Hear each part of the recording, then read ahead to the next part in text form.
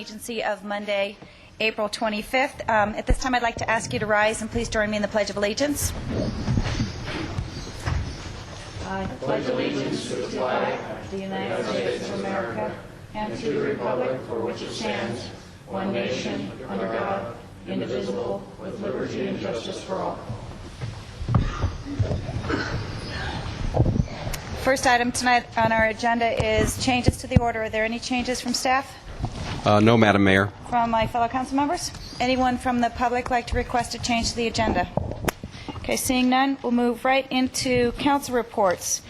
We have three sort of noticed council reports this evening. I guess I'll go first. I was lucky enough to attend the 2005 Progress Seminar down in Monterey, along with actually Mike King and Don Eaton from City Council, as well as Bob Lanzone and our City Manager Mike Garvey were down there as well. And since the city paid for me to go down there, I figured I'd make it just a very brief report back to Council and as well to the taxpayers as to why we went down there. Essentially what the Progress Seminar is it's a two-day conference that's put on by the chambers, local chambers, specifically Redwood City, who does the organizing, and it's an opportunity for elected officials as well as other business leaders and staff to get together and to talk about some of the issues facing San Mateo County on a regional basis. This year we had breakout sessions that included issues around water, workforce development, legislation by initiative, some of the opportunities and obstacles to building more housing, a session on wellness and health control, or ways to control health benefit costs, and then also preschool for all. And it was a very interesting session, and it was a wonderful opportunity to get together with council members from other cities, as well as some of our state elected officials, to talk to them about some of these issues. I did take notes. If my fellow council members or anyone's interested, I'd be happy to type them up and pass them around. But one of the other things I did pick up down there, and in fact, I think we're getting copies for everyone else, is every year Sustainable San Mateo County puts together their indicators for a Sustainable San Mateo County report, and it's fascinating because it covers really a lot of the indicators as to how well the county, San Mateo County, is doing in terms of staying sustainable. And what that means is in terms of diversity of housing, diversity of jobs, what's going on in the population, how are we doing as a county in maintaining quality of life here in San Mateo County. And so I believe that there's a copy of this also at the library. There's going to be a copy at the library if anyone is interested in checking it out. It's some very interesting reading. They do it every year, and I think it's a wonderful report for all of us. So I just wanted to report one other quick thing as long as I'm under council reports, and that is, I believe, Matt, at our last meeting, you brought up the number of hours for outreach coordinator. And I had asked staff to look into that, and in fact, I believe they're almost finished in preparing the information to get back to this council as to how the hours were spent. It appears preliminarily that Kimberly never spent more than 700 hours under the contract on the public works projects here within the city. What remains to be seen is Scoot, the hours spent on Scoot. So I'm sure that staff's going to be getting back to us, but I just wanted to let you know that that was still in the process. We should have a report back within a week or so. Okay? All right. Next under council reports is an update on the Palo Alto Medical Foundation proposal. And essentially I thought with a couple of these larger issues that are facing San Carlos, I thought it was important for us to have somewhat periodic reports and updates on the progress of those, just so that the public, as well as fellow council members, because Matt and I sit on the Palo Alto Medical Foundation subcommittee, know really what's going on and what may be some of the upcoming public types of events within the next quarter, for example. Liz, would you mind giving us a brief update?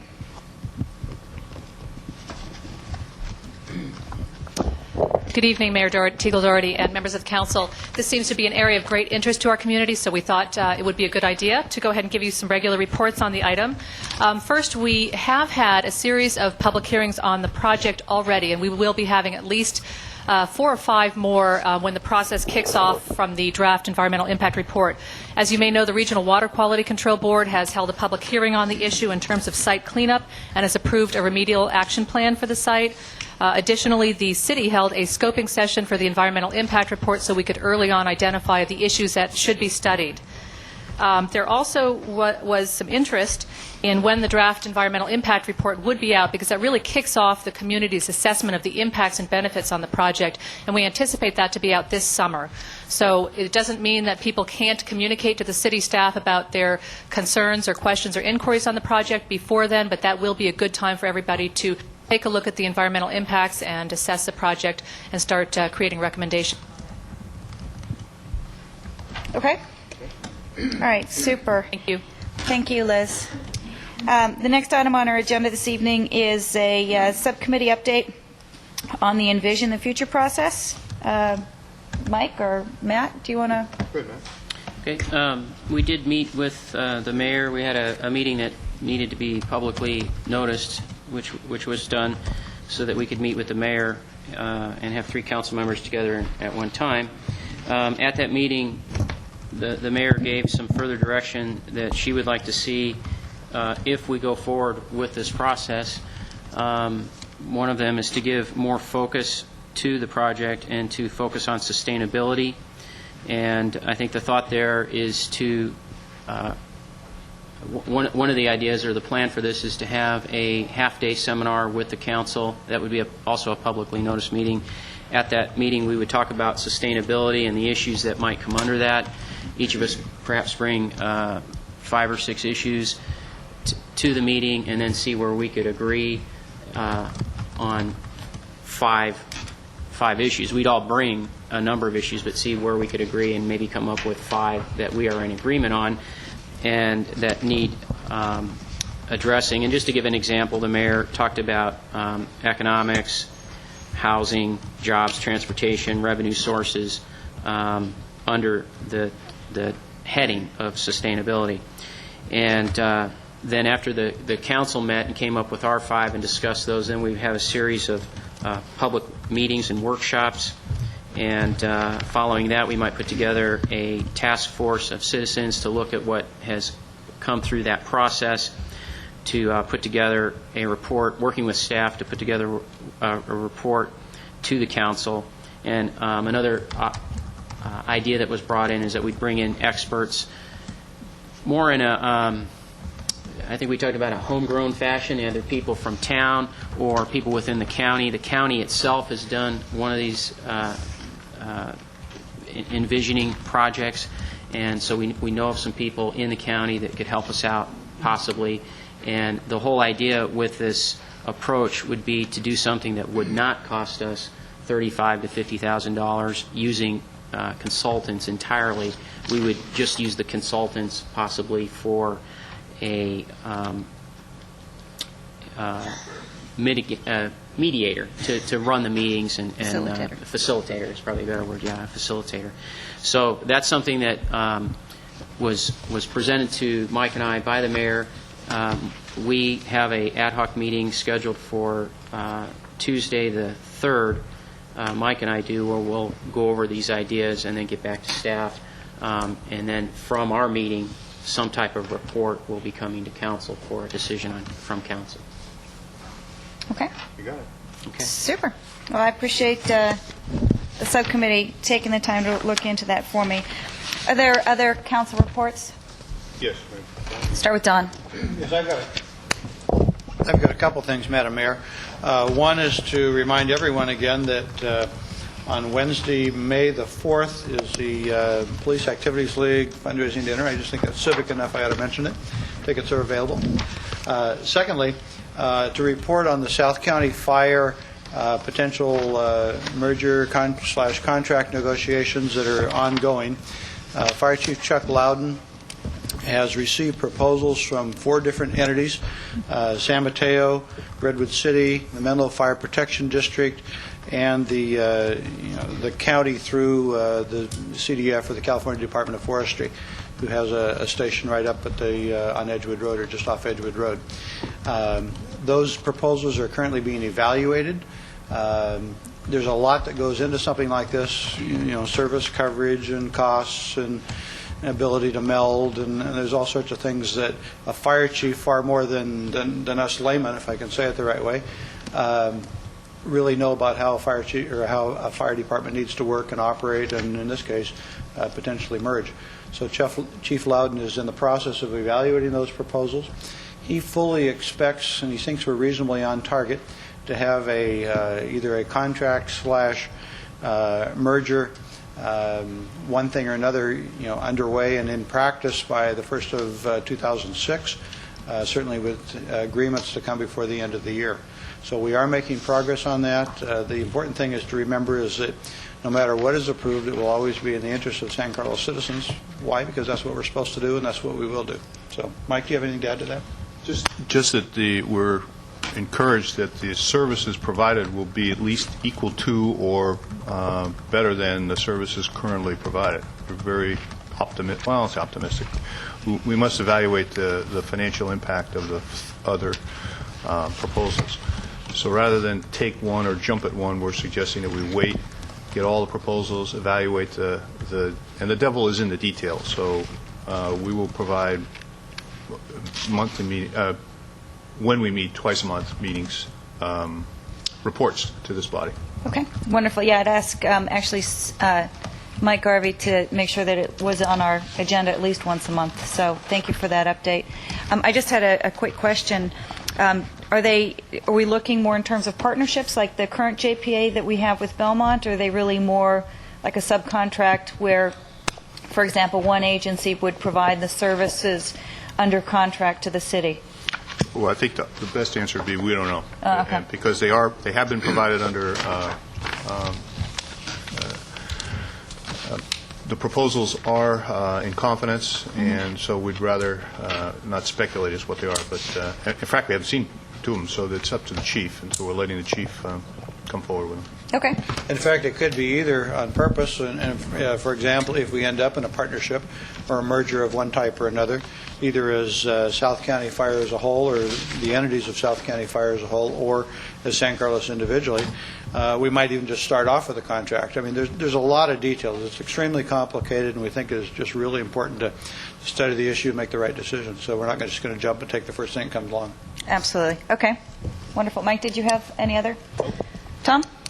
We'll have several items. First of all, the Friends of the Library had a very successful book sale this weekend. They raised about $14,000, and I want to thank everyone who participated in making that a success, including all you folks who went down and spent a whole lot of money to buy books, because that's what this is all about.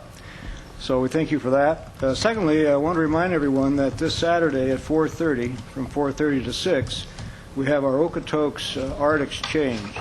Tracy Ward, who is the coordinator, culture and history coordinator from Okotoks, will be bringing down artwork from Okotoks, and she'll be returning the artwork that we have here in the lobby to Okotoks. So this is the first thing that we're doing with the town of Okotoks in terms of our sister city relationship. And you all and the public out there are invited to join us 4:30 to 6 this Saturday. Hopefully we'll have a nice crowd and be able to share stories about our respective cities. And then finally, I want to give a bit of a trip report on our visit to San Carlos, Nicaragua. Earlier last week, 4 of us went down, Randy Royce, Bob and Judy Langstrom, and myself, and we traveled to San Carlos, Nicaragua. We had a wonderful trip, terrific hospitality, fine accommodations all the way from the dirt airport flying in to the dugout canoes coming out. It was a fantastic trip. I did bring back a couple of letters inviting us to be a part of their community. I'd love to read them to you, but my Spanish is limited to muchos gracias, and so we won't get through these. But we will have them translated. And basically what we'd be looking for, if we do decide to consummate this relationship, would be assistance with medical supplies, which they sorely need. They would like to have a public site for the Internet. Only a few people in town can do a dial-up Internet, and they would like to have a site where people can come to the Internet, and that's an area that we can possibly work with them. And then arts and crafts. They make these wonderful arts and crafts, carved balsa wood paintings and so forth that they sell down there, of course, and perhaps we could assist them with that sale up here. So those are three possibilities where we might be able to get involved. And just to whet your appetite a little bit, Randy took these wonderful pictures, and I'll hold them up here for the audience and pass them around. We can zero in on this with the TV cameras. We're putting together a show, and the Sister City Committee will eventually make this presentation to the public. But this is just a sample of what you'll find when you go to San Carlos, Nicaragua. I might say that's a very peaceful place. The Contras and the Sandinistas actually are getting along pretty well these days, and we're enthused with the possibility of working with them. As a final note, I just want to mention to the public that this trip and trips like it, both Okotoks and San Carlos, are funded by those who travel and the Sister City Committee. There are no city funds in this effort, so it's totally self-funded through the money we raise. Primarily the Taste of Italy, which is coming up in September, and that's that famous Italian picnic out on Laurel Street Park. So when you see notice of that, turn out, support it, and that helps us fund these programs. Thank you. Wow, thank you, Tom. I'm sorry I was not able to attend that trip. It sounded like a wonderful adventure. We hope to get you down there next. Next, absolutely. Matt, did you have any comments or any council reports? Yeah, I've got just a couple of things. The first one is this Thursday is an ABAG meeting in San Francisco, and I'm the representative expected to go and do my part and vote and so forth. I have a conflict and can't make it. Now, I've talked to Mike. He can't make it. He's the second in line, and so I was going to ask the council if there's any other members that could possibly make it, and we would need a letter from the mayor authorizing them to vote for us. When is that? That's this Thursday, and the critical time to be there would be 12 o'clock. What's that? About 12 o'clock. 12 o'clock, yeah. It's an all-day meeting. It's an all-day meeting, but if we could have somebody there between, I think, 12 and 1:30, that would Okay. suffice. Yeah, the theme of that meeting, since I'm on the ABAG Executive Board, is it'll be oriented around, in this case, Indian gaming casinos. And while we certainly don't have any of those in San Carlos, given the way things happen sometimes, they could be in our neighborhood and sneak right up on us, so to speak. So it probably is good for somebody to be aware of those sort of things. Don, do you want to give like a 2-second what ABAG is and what role it plays within the county or within, I mean, in like 2 seconds? ABAG is the Association of Bay Area Governments, and it is representatives, 2 representatives from each of the 9 counties in the Bay Area are on the executive board, and 2 city representatives from each of the 9 Bay Area counties are on the executive board. And there are a couple other alternates from bigger, larger cities, so to speak, make sure they get fair representation that way. ABAG deals with all sorts of issues except transportation that relate to the Bay Area. It will anything from the Bay Trails issue to common insurance issues that can be dealt with from all the cities, and our city has taken a lead position in that, thanks to Mr. Garvey in many cases. We deal with water supply issues, planning issues, housing issues, anything but traffic, which the Metropolitan Transportation Committee deals with.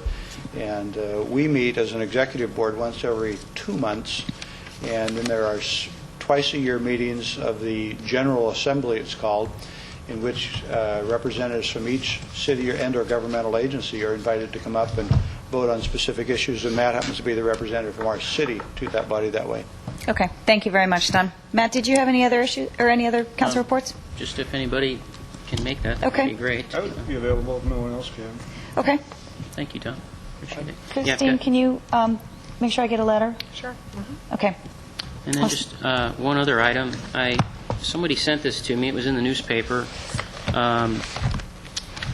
This was in the Phantom of the Daily News on 4/21/05, and it's talking about the issue that you had brought up earlier with Mr. McTarry and the payments and so forth. And I'll just quote from the article. It says, at least one council member has suggested that my bringing that to the forefront. about the recent allegations about unauthorized funds being spent by City Manager Mike Garvey is just a way for me to grab headlines, and I reluctantly bring that to the attention of the council because it's that kind of thing is covered in our code of ethics, and I have to say when I read that I was disappointed. I was hoping that going through the process of putting together a code of ethics would curtail that kind of activity. We work as a team up here. We work as a team publicly, and I don't think we should be making any kind of comments about one another in the paper that would be derogatory or taken incorrectly. Now, for the benefit of the doubt, perhaps the reporter got something incorrect there. I'm not asking for any kind of an investigation per our code of ethics, but I'm just bringing it to the attention of everyone. We act as a team. We don't need to be tearing each other down. Okay. Thanks, Matt. I actually had one other thing that I had forgotten. Received a letter from Supervisors Hill and Tissier about, I guess, next year in 2006, San Mateo County will be 150 years old. And they're asking for a representative from each city to join their sesquicentennial, is that right? Anyway, their committee to plan the events, and I thought I would put it out to my fellow council members. If any of you have any, if you'd like to serve, please let me know.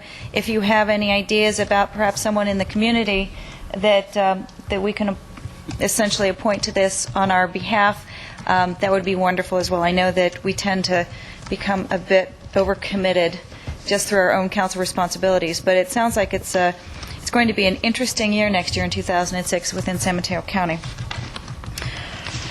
Okay, next item on our agenda this evening is public comment. At this point, we have a 10-minute maximum public comment period, and it's for people who wish to address the City Council on items not on the posted agenda. And it seems to me I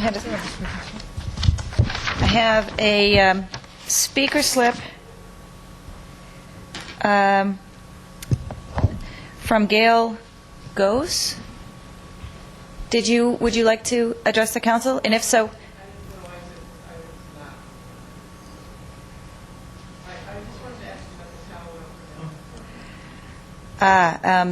okay, she's indicating that she's interested in asking questions about the Palo Alto Medical Foundation. Because it was under council reports, I wouldn't consider it necessarily an agendized item. So if you'd like to come up and post your questions, I'm sure we can have someone from staff get back to you, or you're more than welcome to contact myself or someone from staff after the meeting if that would be. No, you need to come up to the microphone, unfortunately, because it is a public meeting.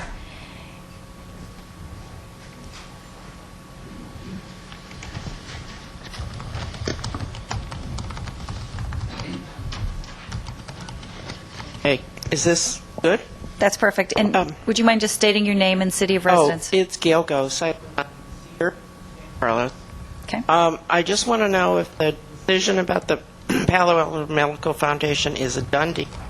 If all the inspections pass, and I wondered what the benefits are to the city should the foundation build us. I think that, as Liz indicated from her staff report, I mean, we still have a long way to go in the public process, and many opportunities for public hearings for the public to come out and ask questions and to examine the proposal. It is, in my mind, certainly not a done deal at this point. Liz, do you want to add? Thank you. The only thing that I would add is that not only do we not have a draft environmental document which would assess the impacts and the benefits to the community of the project, but the city staff hasn't made a recommendation on the project either, so it does have a long way to go. Okay, and just so for your information, we do have information on our website, frequently asked questions, things like that. Also, I know staff is compiling a mailing list if you don't have internet access and would like to be kept abreast of the project as it moves through. So if you're then. Yeah, just a comment as well, Mayor. We sent out a update to the frequently asked questions on that project this afternoon, and we mentioned that there are 8 to 12 planned hearings between the Traffic Commission, Planning Commission, and City Council starting this fall. So residents such as this lady certainly are welcome to attend those hearings, and if you want to give us comments prior to that time, you're welcome to do so as well. But I think, as the mayor indicated, the real kickoff for the hearings on this project are coming in the fall, and there will be quite a few of them. Thank you, Brian. Anyone else from the public that wishes to speak on an item? Okay, I'll move on to the approval of our consent calendar. Consent calendar items are considered to be routine and will be enacted by one motion. There'll be no separate discussion on these items unless members of the council, staff, or public request specific items to be removed for separate action. Is there any of my fellow council members that would like to have an item removed? Yes, Madam Mayor, item F. Okay, item F. Anyone else? Yes, item H. And item H. Any, Mike, anyone from staff? No, anyone from the... No, Madam Mayor. Thank you. Anyone from the public? Okay. I'll move approval of consent calendar A through E and G. Okay, it's been moved. Is there a second? Second. So it's been moved and seconded. Christine? Councilmember King? Yes. Councilmember Davis? Yes. Councilmember Eaton? Yes. Councilmember Grocott? Yes. Mayor Teagle Doherty? Yes. Okay. Don, do you want to start with F? Item, it's the resolution authorizing the renewal of our lease agreement with Peninsula TV at 610 Elm Street, the library building. Yes, I have kind of two questions. One deals with a section that refers to a conference room, and I'm going to presume that that means the public meeting rooms as opposed to a specific conference room, but it wasn't labeled like that, so I thought I'd Correct. clarify that. That's correct. And secondly, as long as you're there, Brian, it won't take very long, I don't think, it's been proposed that the Friends of the Library also execute a lease, thereby guaranteeing them some space for their book sales and to organize all the good things that they do in town. Quick progress report, if you would. Right now, we're just about ready on that one. The only question we have is how to handle the risk management and the workers' comp language, and I'm working with Jeff Malpe on that. As soon as we have that resolved, we'll be ready to go forward. The other item I'd mentioned to you as well, since we have a table on the various lease areas, we also were hoping tonight to have the criminal justice lease renewal in front of you. However, the CJC tells me this morning that the number of agencies have either withdrawn or plan to withdraw on July 1st for funding that agency, so it may not exist after June 30th. So that's still up in the air. I've suggested to them that we might renew their lease for the current fiscal year and give them an option for the following year if they would like that, but my understanding is their next board meeting will be in late May, so may or may not see a lease from them. With that, Matt, do you have a question? Yeah. Go ahead, Matt. I have a question with this report as well. On page 1 of 16 of the lease itself, at the bottom of the page, it starts out, the sentence said rental amount shall increase and goes on. Is that a typical clause in all of our Yes. lease agreements? Okay. And then my last question is, actually it's a little bit similar to Don's in a way. He's asking about another lease. I was looking at the chart that's the last page of the staff report, and it lists all the various lease agreements that we have, I suppose. And I did notice, I know with Mr. Muhtari we have an understanding with his contract, but it's apparent from this that there is no actual lease, and I thought that we might want to look into that and actually have a lease, even though it mentions in his contract agreement that the compensation is, somehow taken care of, but it seems there ought to be a lease agreement as well.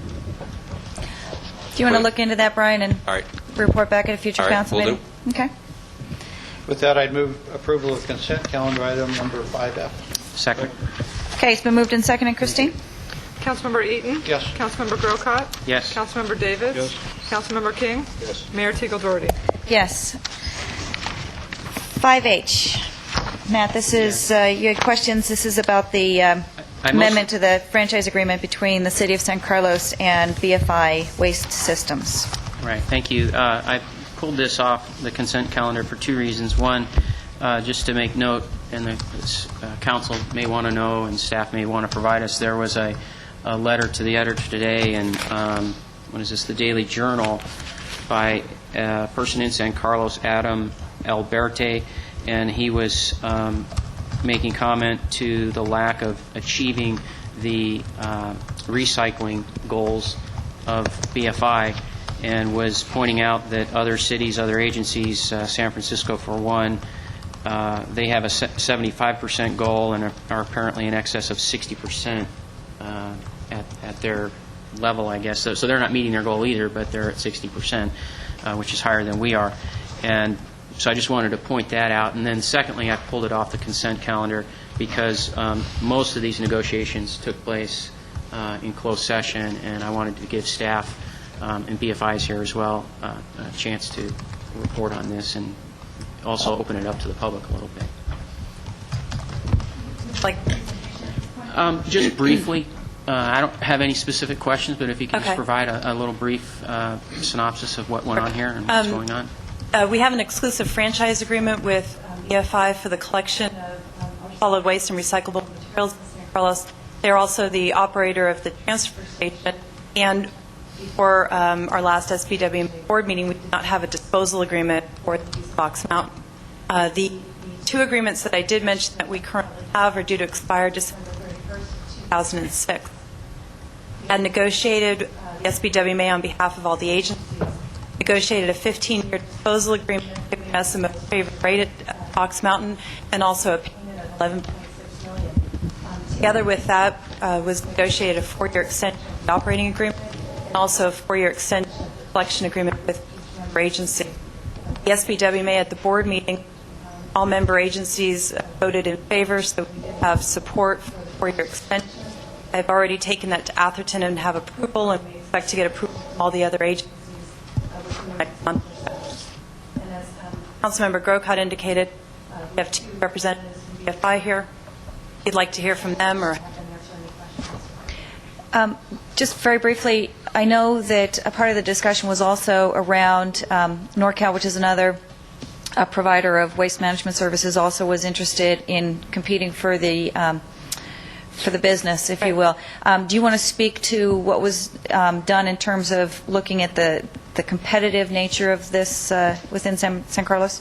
We did a survey specifically on the disposal rates to make sure that was competitive, and we feel that the disposal agreement has been negotiated quite competitive, given that if you were to go to any other disposal facility, there would be associated hauling costs, transportation costs with that.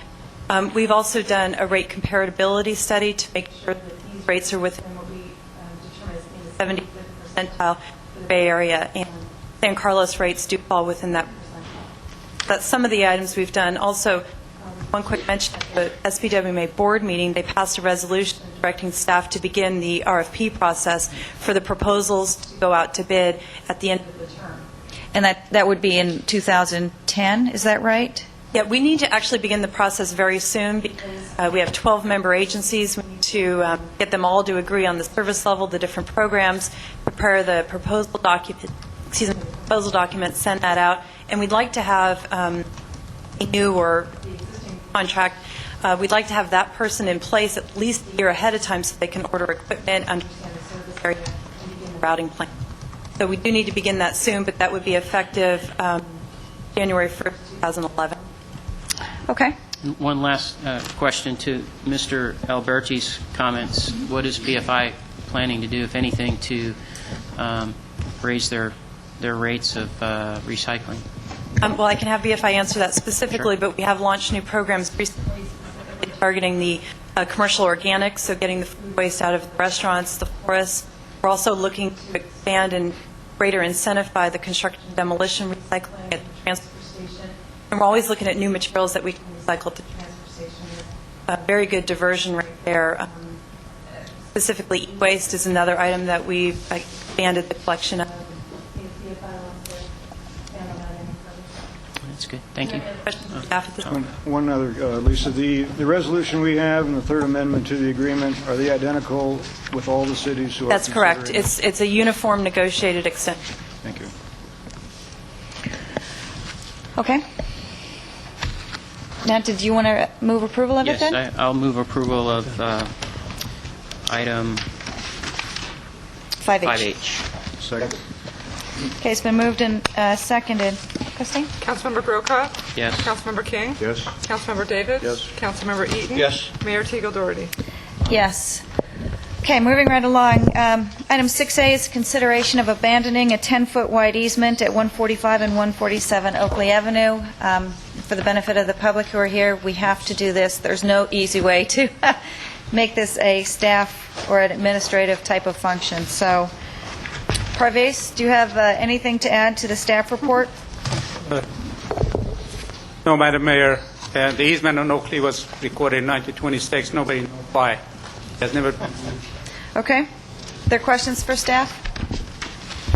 This is a public hearing. Is there anyone from the public that wishes to ask questions on this item? Would someone like to close the public hearing? Close the public hearing. Second. Okay, it's been moved and seconded. All those in favor? Aye. Opposed? I'll move resolution 2005-34. 34. Second. Okay, Christine?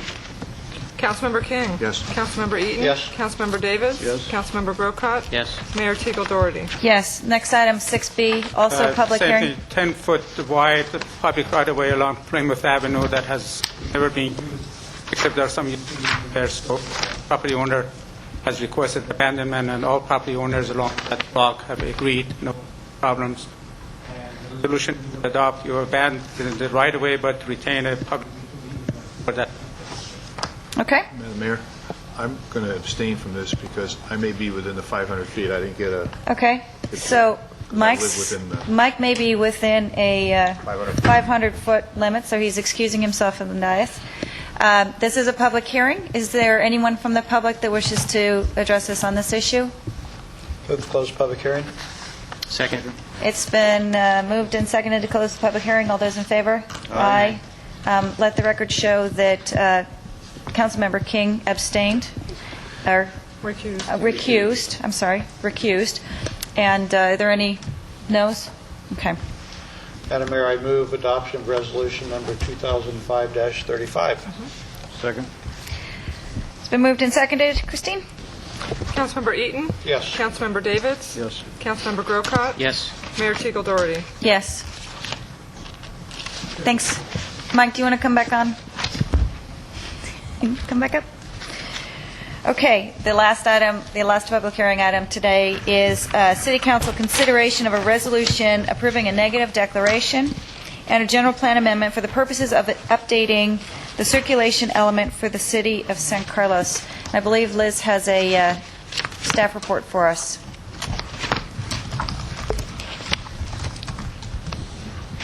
I do. Thank you, Mayor Teagle Doherty. And I'll keep this brief, although I would like to touch on some of the key points since we've been working on this since August of 2004.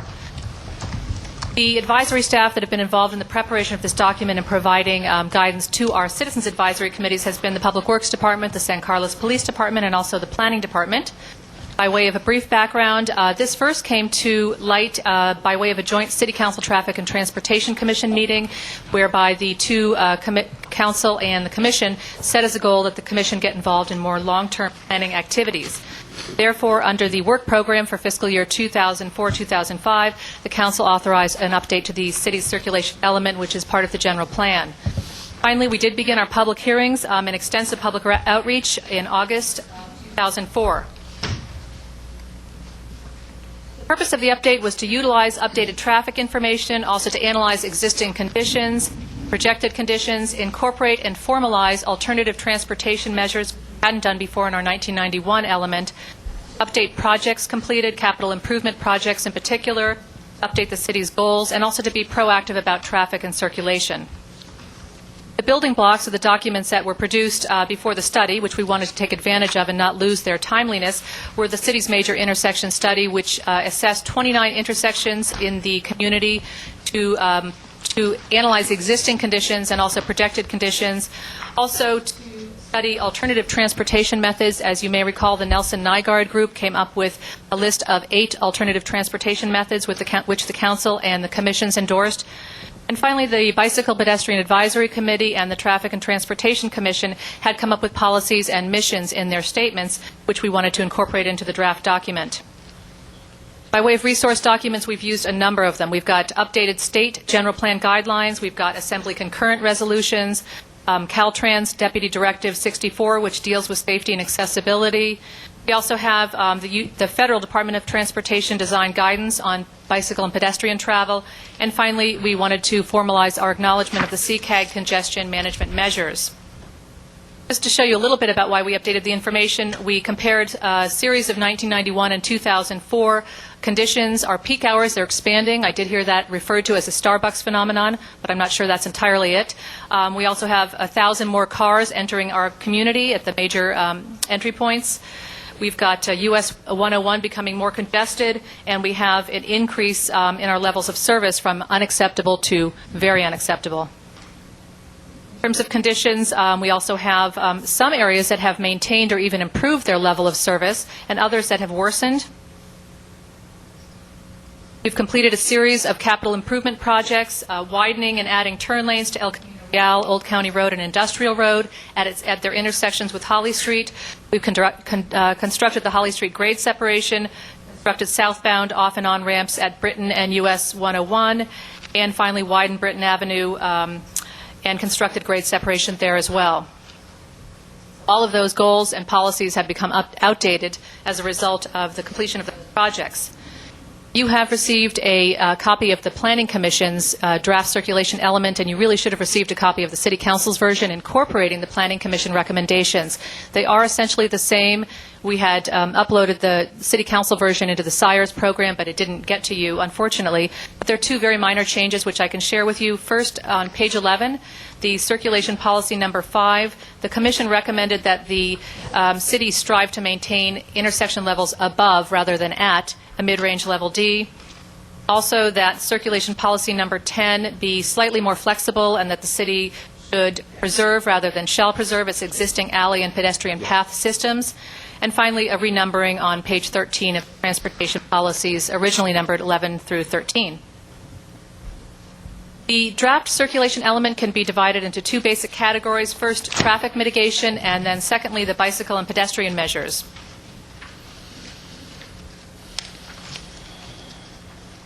What I'll do is go through the key components only of those two elements of the plan. First, the draft element incorporates support for smart growth and sustainability policies, and those really talk about reducing travel times from jobs to housing, providing affordable transportation to all members of the community, allowing compact, mixed-use development, and decreasing dependency on fossil fuels and automobiles. Part of the reason for smart growth efforts is the acknowledgement of a population increase. The Sustainable San Mateo County Indicators document that I believe the mayor had mentioned earlier talk about a population increase of 23% since 1980, and also a projected growth through the ABAG documents of over 4,000 people over the next 15 years, which this document is intended to serve, the circulation element.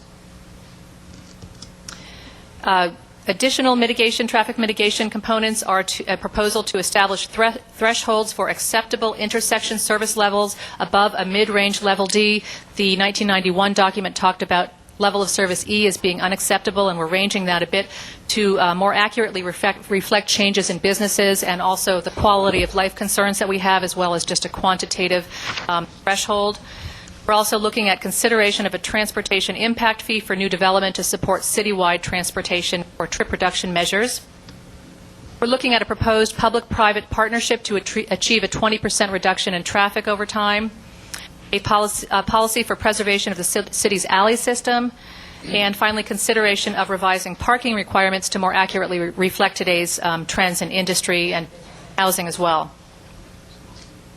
The key components to our draft bicycle and pedestrian policies include enhancing and formalizing bicycle routes, incorporating pedestrian and bicycle enhancements with new public and private development, connecting critical city components such as train stations, downtowns, neighborhoods with sidewalks, trails, and bikeways, and supporting improved east-west connectivity.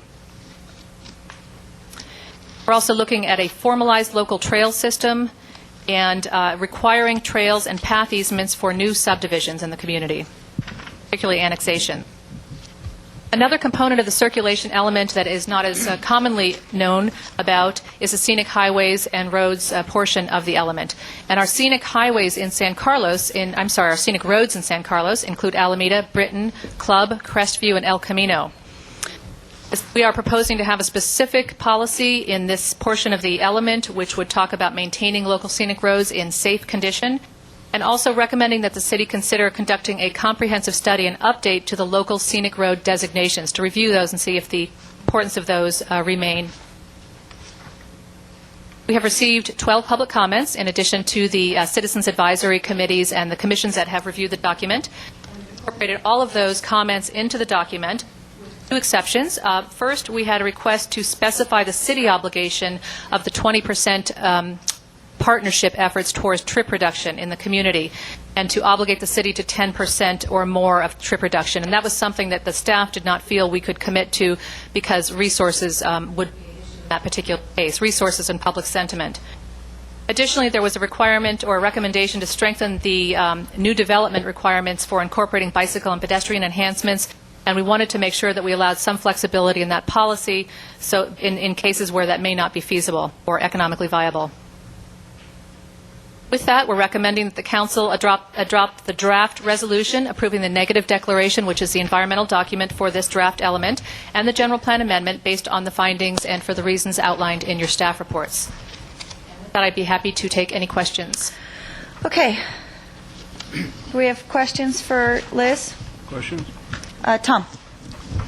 First, I think it's a great report, and I think it's a very timely and well done statement of policy. And I compliment the Transportation Committee and the Bike Committee, and certainly staff for pulling this together. I do have a couple of clarifications or questions regarding content, and the first is on page 5. We talk about 12,000 cars coming into the city via Holly Street interchange, and I presume that these 12,000 cars are split between Holly and Britain. Is the Britain access included in that 12,000? It almost has to be, I think. I don't know. I'm going to need to get a clarification from the city engineer on that. Okay. So that would be one question. Secondly, further on down, we talk about 1,000 vehicles coming off of the hills to access 280. This is a part of the discussion about an option for hilltop access to 280 at Vista Point.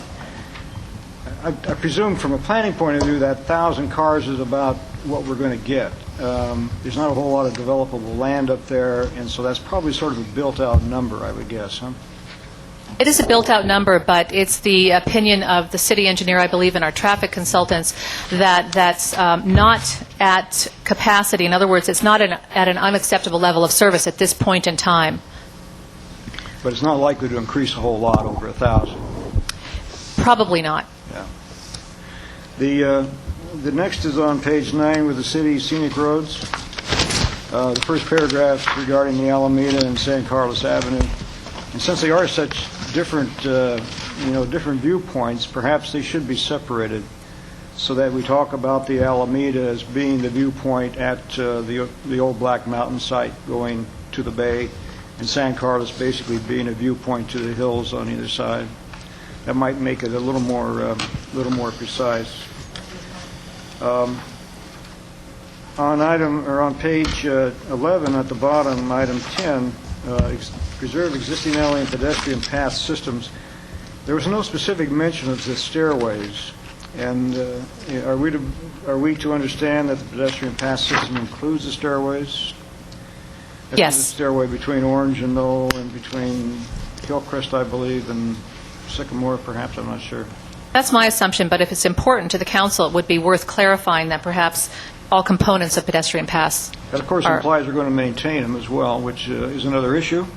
But I do think they're an important part of pedestrian Tom, before you leave that, because in the interest of time to save, I had the same question on 11, page 11, item 10, on the alleys. Didn't we had an alleyway study, and they included some alleyways that are not necessarily between El Camino and Laurel. There are some other alleyways that are part of that system. for traffic count purposes. Right. Yes. Does that include a study? Is the recommendation, since it says preserve an existing alleyway and pathway system to maximum extent feasible? The policy is not specific on which alleys, but The basic idea was during the visioning study for San Carlos and development of the urban downtown design guidelines, that be preserved as a design option for San Carlos. And that's the one where it went from a shall to a should. That's right. And, okay. Okay. And the final I had was the item, with page 14, item 2.3, interconnected system of pedestrian paths and so forth. Now, after even 12 years, I believe, we're all continuing to get questions about the Postman's Path. And I'm not suggesting at this time we reopen the Postman's Path, but we had good reasons to close it when we did. Tom, could you, a lot of people don't know what we're talking about. You're not talking about the, Yeah, the between Postman's Coeur d'Alene, Path. I mean, from, Yeah, the Postman's Path is between the end of Carmelita to Orange. right. And 12 years ago, it was closed primarily because of vandalism, kids hanging out. From a police standpoint, you can't see from one end to the other. And so I think we did what we had to do. The question I have, however, is does that property still belong to the city? And if we consider it appropriate, could it be returned to the circulation system? Yes. Does the property actually belong to the city, or was it an easement? It is a public right-of-way, still is. Public right-of-way still is. Okay. All right. Thank you very much. Okay. There are other questions for staff? Don? On page, which would we go here? Page, 10 and 11, actually, at the beginning of objective 3.1 and on policy number 5, on page 11, the word strive is used, and that's a wonderful word, but I must presume that sort of means we who make the final decision up here on behalf of the citizens basically are going to do our best within all realms of practicality. And I just to make sure that, I mean, it's a good word in a lot of ways, but it doesn't mean we're actually going to do it. It just means we're going to do our best to try to do those sort of things. And I thought that was important to clarify that because it is a good word for those sort of uses. On page, there we go. On page 13, item number 11 at the top of the page, talks about considering the designation of infill opportunity zones.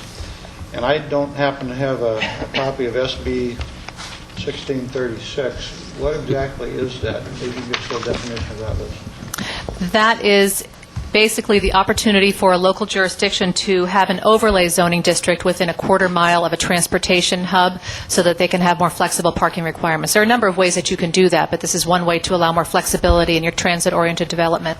It's the basis for TOD. Okay.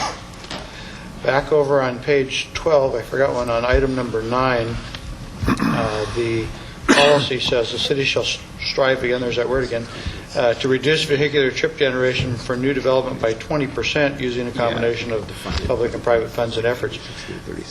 Is the 20% for the specific project, or is it 20% for overall as an overall goal, or how's that sentence intended?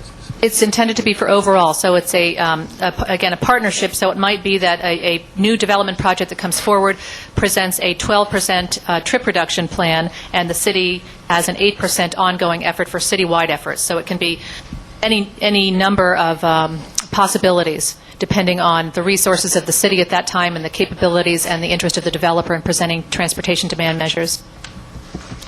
Okay, on page 14, item 3.2, sort of at the top of the page, which is listed as an objective for integration of transportation and land uses. It says support multimodal centers with mixed, dense land use that reduce the need to travel and that are linked to good transit. The word dense is a rather interesting word there, too, and I'm wondering if that has any particular definition. It could mean all sorts of things, from more dense than what is common now, or it could mean extremely dense. It could mean a lot of different things. It generally means units per acre. But what this objective is proposing is that a higher amount of density be appropriate for certain areas that are near transportation, for example, in downtowns. You can certainly clarify that if you'd like that to do that in your objective.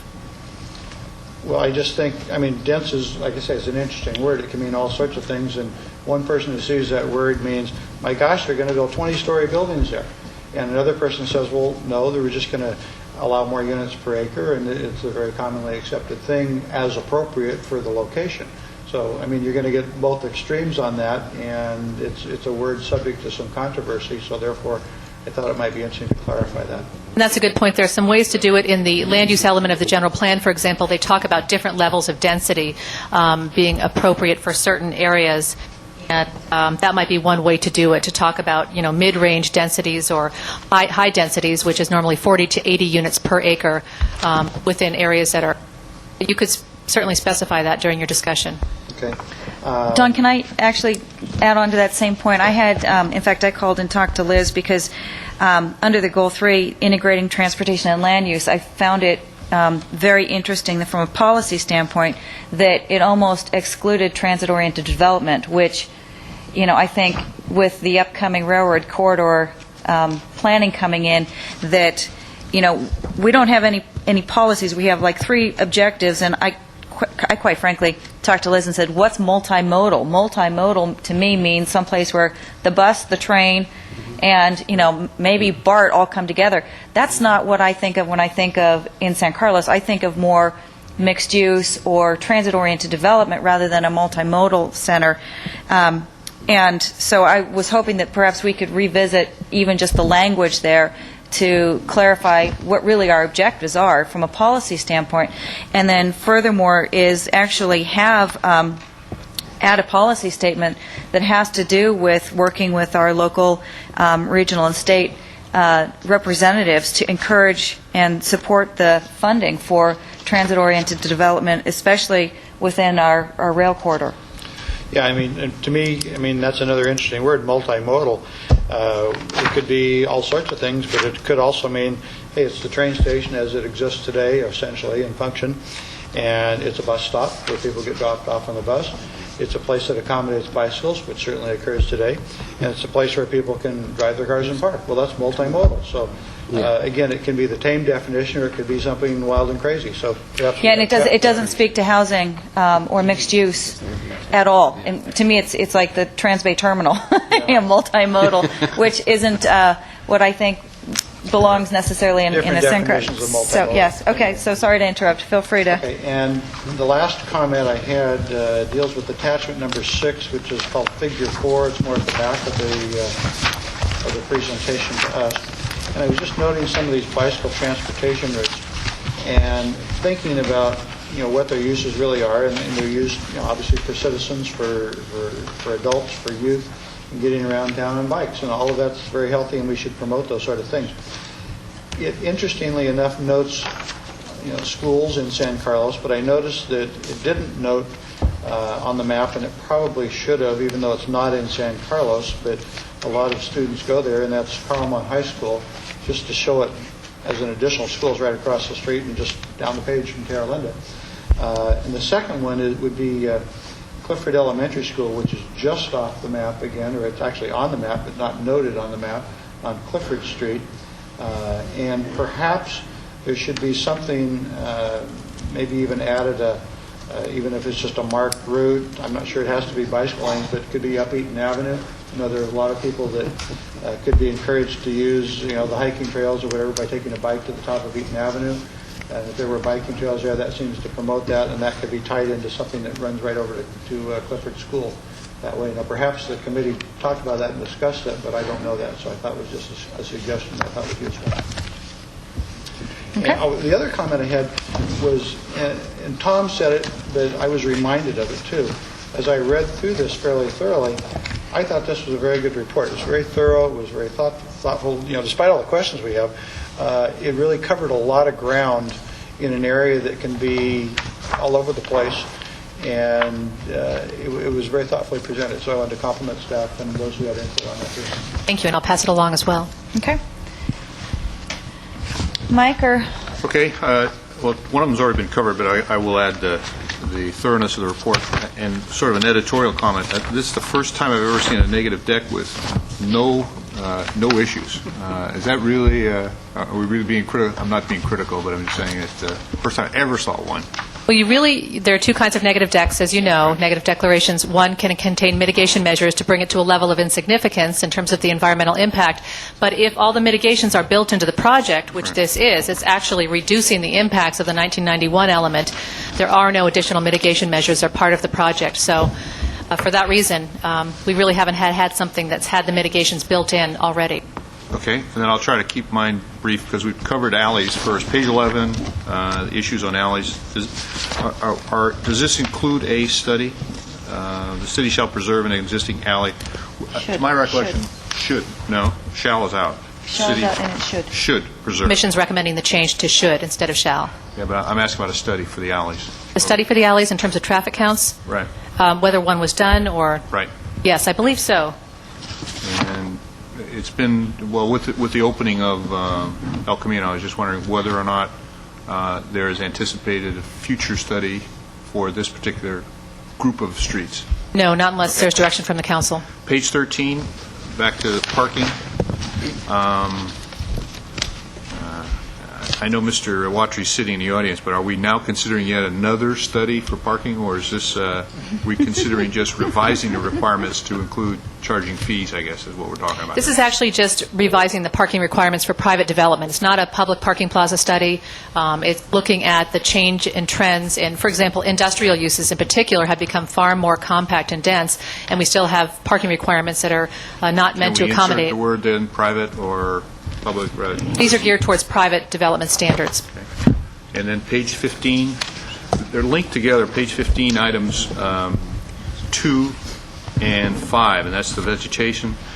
We've had several discussions about the list of native trees and shrubbery. Is there such a list available when we're saying we're recommending? Because I noticed on 5, we're also recommending that ARC review and site plans review include such items as placement of proper vegetation screening. So are we providing any kind of list, or are we providing... We don't have a formalized list, but we do have a lot of resource documents that we can provide to people that are inquiring. Okay, and then finally, in that same paragraph 5, page 15, the signage, our sign ordinance then is not amended. It's not it says placement of structures, review all signage. So the linkage to, particularly along the major corridors, I'm thinking primarily of El Camino and now 101. This would not change the sign code in any way, but it would give a heightened level of review to the fact that they're scenic corridors. Okay. Okay, Matt. Well, Liz, first off, great job on this. I did, as you know, provide a copy of my comments so you could pick up any typos or that kind of thing. I'm not going to go through those where I was suggesting maybe a different phraseology or word Yes, order. I received You can those. use those or not use those, but it's just from my reading. Right, and it looked like perhaps there were two comments that might be good policy discussion items. Yeah, and with I've that. got some questions here regarding that. The first question I have is on page 5. It has to do with the Crestview connection. Seems like there's two things going on here, and I wanted some clarification on that because it says in the opening sentence that's in bold, although the streets within the Western Hills area are currently operating at acceptable service levels could degrade if alternative transportation measures are not maintained. And then in the next sentence it says, since these existing streets have little room for widening or other means of increasing capacity, and it goes on. The thing I'm confused about is, number one, what alternative transportation measures are we talking about that may not be maintained?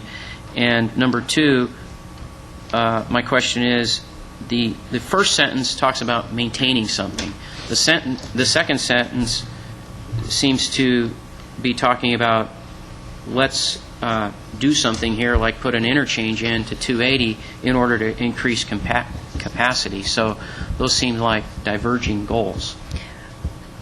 Actually, Matt, I had the same question, and I talked to Mike Garvey about that. This, I think, is a leave-over from the Measure A project from the last time this was done, when there was actually funds. This was actually a project that had that was on the list for funding under the original Measure A. However, it's been taken off, and those funds were transferred over to the Britain 101 interchange. Am I correct, Parvez? Do you want to speak to that? So it may be that we should either reduce or eliminate the reference to this interchange? Because my understanding, there's no funding. It's not even a project at this point. Is that correct? You're absolutely correct, and I think this whole paragraph perhaps should be revised. Okay. Revised or removed? Perhaps even removed, because I don't even see a possibility of connecting Crest, Beatty. I'll work with... Madam Mayor, remember about a year ago, we proposed the 280 interchange, and it was eliminated and is not in the Measure A group, so Yeah. it's not I even know, there. that's Yeah, what Inga that's what I was saying. I would So- urge that we drop it. Okay, good. Very good. That's easy enough. Sorry, a side comment on that topic, if I could. Just remember, it's a 10 to 20-year document, so. All right. The next question I have is on page 6 at the top, facilities for handicapped. And I'm not sure this is the place for it, but I was wondering if somewhere we might have the comment that we should continue to identify current impediments at intersections, especially in the downtown area, that are without handicap ramps, and prioritize those for installation on some kind of schedule. I notice even when I walk from City Hall, and I've got this thing going where I'm taking my dog around in a little cart, and when we get to the intersection, I think it's Walnut, and if you're on this side of the street, there's no ramp. You can't get across. If you're on the other side of the street, on the Elm side, you're fine all the way downtown. But we've got a number of those where they seem to be impediments, and it's funny, you don't notice it until you try to use something like that. You have a reason to use it. My dog's in a little cart, so I notice it. Dog barks at you when you get one of those, right? Yes. Is this the proper place to insert some kind of terminology like that as a goal? I would or recommend something else? perhaps that it go as more of a work program or staff.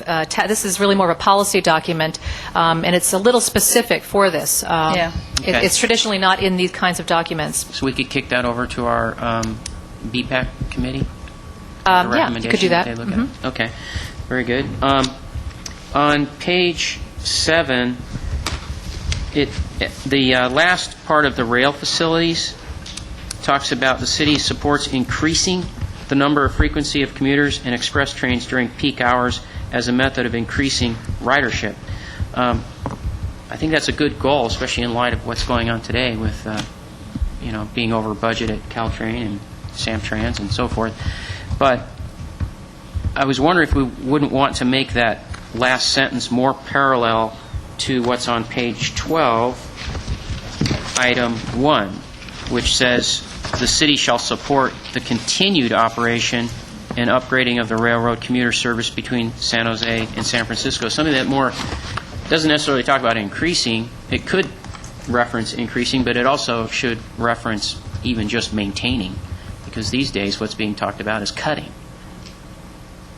Does that make sense, what I'm saying? It does make sense. I think it's a bit of a policy issue as to how aggressive you want to be working with Caltrain on that. Well, actually, I have a further question. I mean, one that page 12 is referencing transportation. I think it's entirely appropriate there. But under rail facilities, we're talking about transportation when we should be referencing facilities, which is San Carlos is served by one rail station. And we should, encourage the continued support or operation of that and strike, any reference to increasing the ridership. With that, yeah. It's a Because matter of maintaining it. The one section's about facilities, so it's a Okay. good Yeah, catch. that's fine. Okay. Well, the only caution I'd give you is that if we increase the express trains, they're going to eliminate San Carlos is one of the stops. Yeah. But in terms of the goal, as a it's goal. laudable, but Yeah. I'm just saying the details of this laudable goal is that we will be eliminated as an express train comes through. There's really only going to be 3 stops. And I suppose part of this, too, is when we have goals like this, for instance, if something's going on at Caltrans and they're having a board meeting and talking about closing our station, this document gives our staff authority to go over to that meeting and say, that's not what we support. Our council's already made a statement about it, right? So I think it's important. The other thing I wanted to point out is under public bus, it then makes a statement about public bus service and doesn't have a similar ending statement that the city supports something about public bus service, either maintaining it or increasing it. And actually, we may want to talk about this. It comes up in other areas. If I can speak about this a little bit. We had... I was going to just ask maybe that you limit this to questions of staff, questions and of then staff. we I'm sorry. can Okay. open up, So have the then public question hearing, is- and then we can right. talk about Good. policy Thank after you, the public Inga. hearing. Okay. So might we want to have a statement then at the end under public bus, similar to what we have under rail facilities? That would be my question. Okay. On page 9, 1.2, under objectives 1.2, the major road system should be designed to carry, we might want to define, should we define traffic as through traffic or commuter traffic or something of that nature? I mean, we have to be careful about what we're saying there, because we don't want to say Local to traffic. carry traffic around rather than through, because traffic does have to go through. We don't want to eliminate it entirely. We're not talking about, putting a moat around communities and Yeah. park on the outside and walk in. I think we can discuss that as a council if there's Okay. clarification we might need a required. word there. On next page, under 1.3, do we want to define after adequate access should be provided, adequate access of what? We might want some clarification there. Let's see. Under 3.4, under goals, under 3.4, I was questioning whether we should include, it says support smart growth and sustainability principles to reduce travel time from housing to jobs, et cetera. And when I read that, to me, that's two divergent goals. Sustainability is one thing, smart growth is another. Smart growth has to do with growth and doing all these things. Sustainability is a whole other issue. In other words, sustainability doesn't necessarily mean that you're trying to do these things like reduce travel time or provide affordable transportation or allow compact mixed-use development. So I'm not sure we should have that in there. But we can talk about that. Okay. If staff doesn't want to make a comment on that. At the top of the page on 11, Liz, where it says in bold, however, flexibility for street widths should be permitted.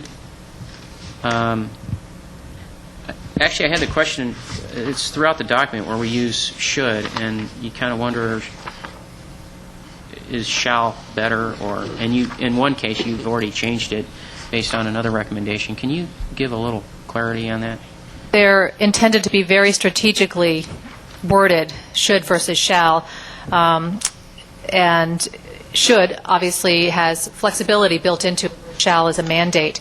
So shall has a lot of power to it, and so I would be very careful about where you place the words. We've done it in a way that, as a result of the Citizens Committee and the input we've had so far, reflects the flexibility.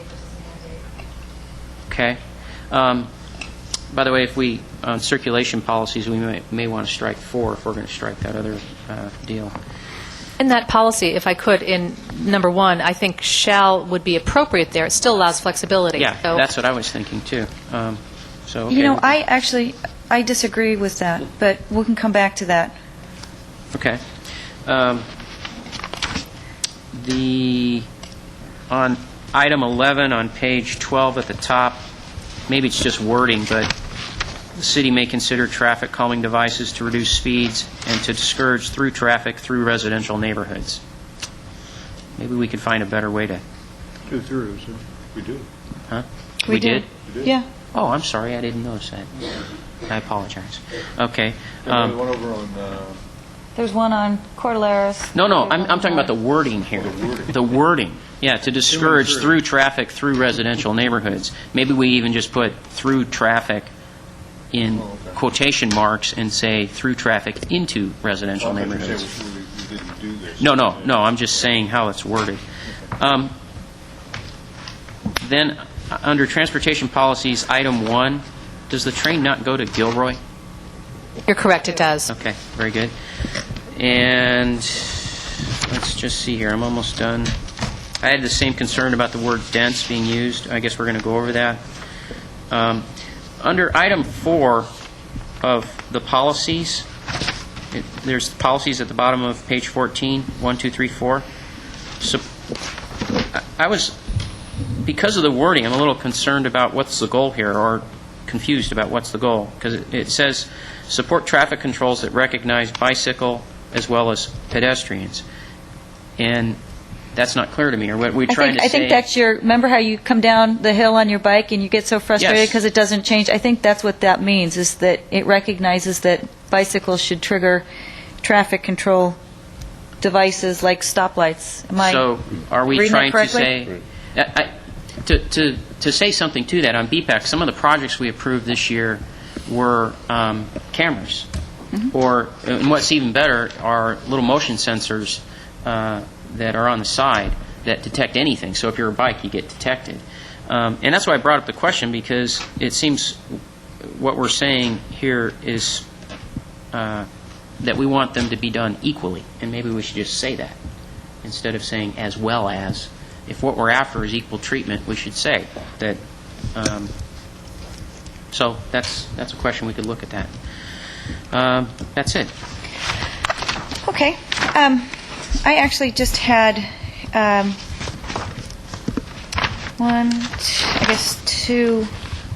three things. First of all, in the scenic roads, I really had an issue with, page 9.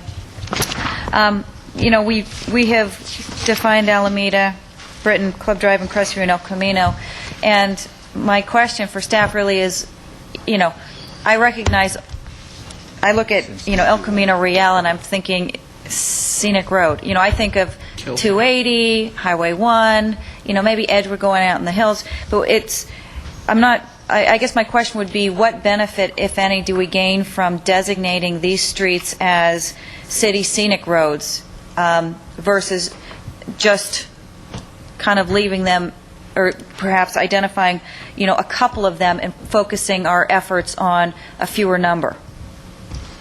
I think the benefit in general is that you have a higher level of review. It's kind of like landmark sites in a specific plan where you give a higher level of review and expect more for improvements at those areas.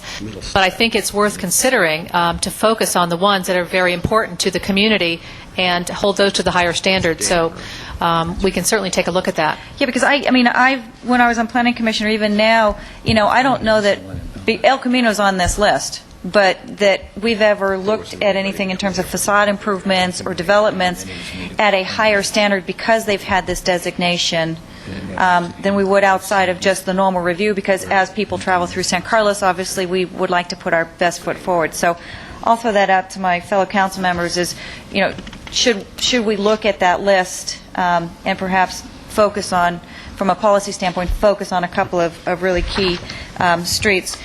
The second one that I have is actually on page 12, item 9, and it says here as a goal we should be looking at a 20% trip reduction, and yet we're only holding new developments to a 10% standard. And with the idea in mind that, one, we've just lost Scoot, we're looking at, right now we're actually maybe getting 10% from the employers as new developments come into town. If we're ever going to hit 20%, I think we need to look at perhaps either bumping the 10%, the no less than 10% reduction in vehicular trip generation to either 15%, or look at implementing some sort of staggered, so for the next 10 years it's 10%, then it goes to 15%, then it goes to 20%, because at some point we're going to, as Liz showed us, we've got 4,000 new people over the next, 20 years, potentially coming to San Carlos. And, if you look at the average age right now of San Carlos, or San Mateo County, is like 38 years old, or almost 39 years old. The 4,000 people are going to be, I think, younger people. They're not going to be children and babies, because the average age continues to grow up. So I think we need to really visit this from a policy standpoint, or discuss it. So you're questioning whether we should have 20% or something less or more? Absolutely. I think that if if our goal is 20%, we ought to have a way to get to that 20%, because we've found out with the elimination of Scoot that San Carlos residents aren't necessarily willing to pay for trip reduction or traffic reduction within San Carlos through a parcel tax. And we don't need to discuss it right now. I'll just throw that out there. The other one, I had a question for Liz, which is under that same, I guess, I looked at that same section under transportation policies and had a question about, there's been a lot of focus on trying to eliminate on-grade parking lots. Was any consideration given to or discussion as to that from a policy standpoint, where we would encourage either the use of underground parking lots or sort of multi-story parking lots, mixed use, so that we could, get away from, basically concrete surfaces as much and try to look for more open space? It's really an implied part of pedestrian-friendly improvements, and specifically mentioned in the Nelson Nygaard study.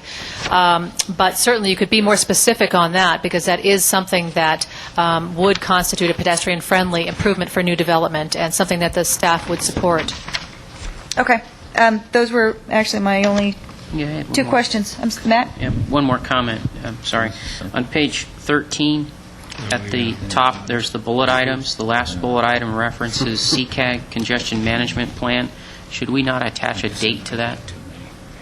The only concern I would have with that is it does get updated every 2 years or so, and since this is intended to be a long-term document, we have to go back and change the date on that.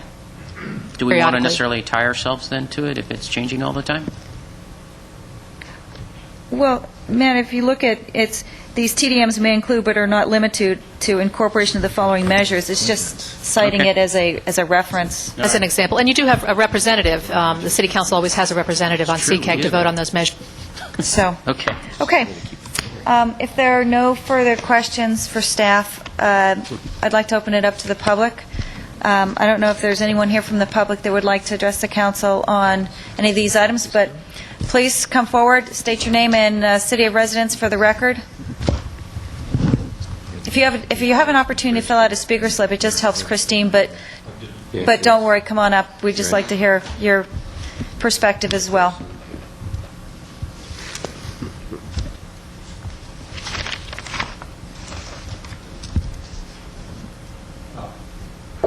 Madam Mayor, I'm Bob Black, 585 Dartmouth Avenue. Holly Street is, by its very nature, the entryway to our city. And I think we might consider putting it in under the classification of scenic driveway, scenic highway. I just put that in because that is our entrance. Okay, thank you very much for your comments.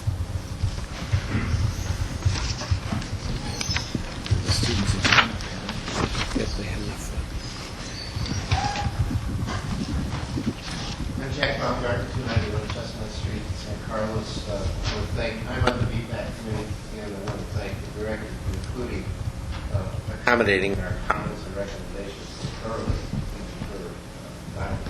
I don't have it here, so I'm talking from memory. There is one thing I thought was an inconsistency, and that is we're looking to strengthen bike and pedestrian enhancement requirements, and yet we soften the requirement for new development, new projects, instead of do so. Instead of saying should. It appears to me that things we really want to make 20% trip reductions, we should make it more mandatory. And I realize that reduces flexibility, and everybody likes flexibility. However, why not make it something more along the lines of American Disabilities, where you say you need to do this, and if you're not going to do it, you have to give an exception. Rather than leaving it open. I mean, words like shall, try, may, or consider are really soft, and they leave so many ways for things not to happen the way you want them to happen. If you're really serious about decreasing people in cars and getting them on bikes and walking, then you should make it stronger. Thank you. Is there anyone else from the public that would like to speak to us this evening? Is there a motion to close the public hearing? So moved. Second? Second. All those in favor? Aye. Aye. Okay, in terms of moving through this, what I thought we might be able to do, just to move through it somewhat expediently, is to go through sort of page by page. So I know it's somewhat tedious for those of you in the audience, but that way then we aren't jumping all over. So any comments on, let's say, pages 1 through, and I'm going to jump ahead to 5 because I don't think I had any comments from anybody on pages 1 through 5. Except for the deletion of Crestview. Is there general consensus that we should strike that reference? Okay, so let's assume that that's been struck. How about page 6 or 7? Yes, I have a question or a comment on bus policy on 7. Because it does talk about the San Mateo District line, or the Samtrans essentially, and says local services available to most parts of San Carlos and commuter services available via express routes along Bayshore Freeway. And that has somewhat changed since Samtrans dropped the route up on,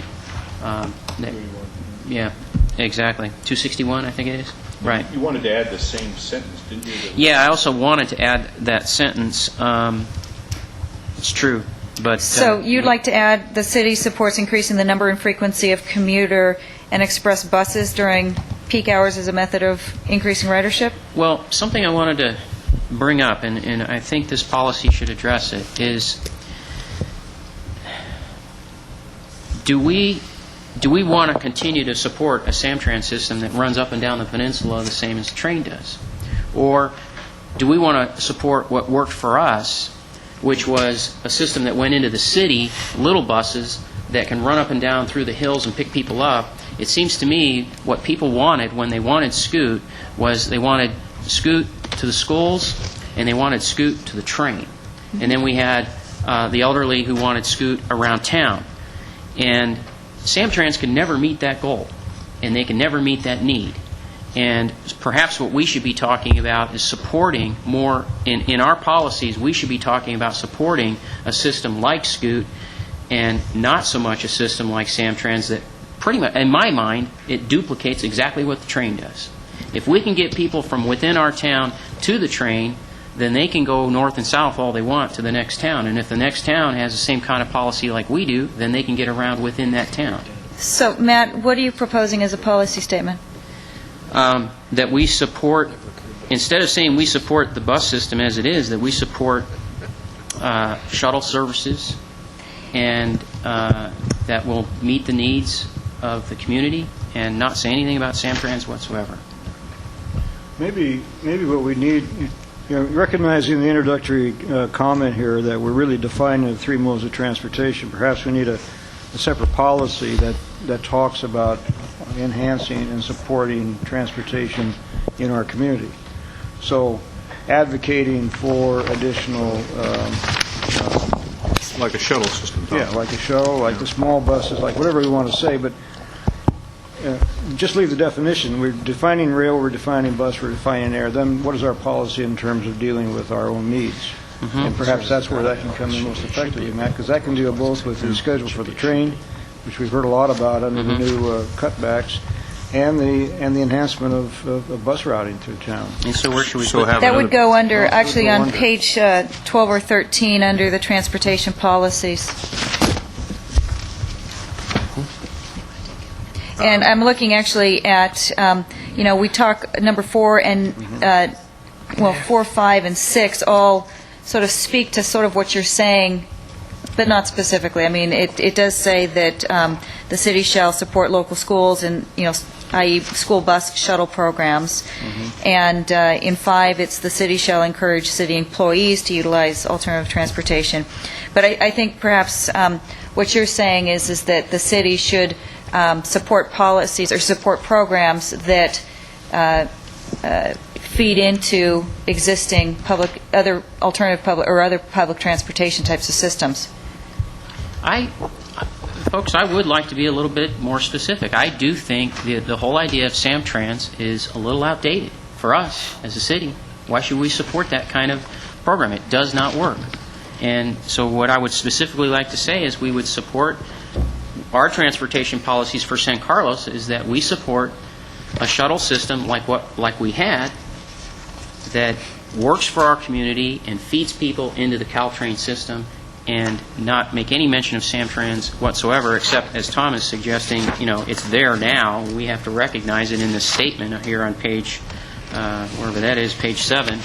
But under our policies, we are going to support a shuttle system that Well, then, why don't we feeds say- into You could just the add that. Caltrain system. We'll add, Under 7, a separate paragraph. do you want to add it there, or do you want to add it under the transportation policies on page That's where it should be. 12 and 13?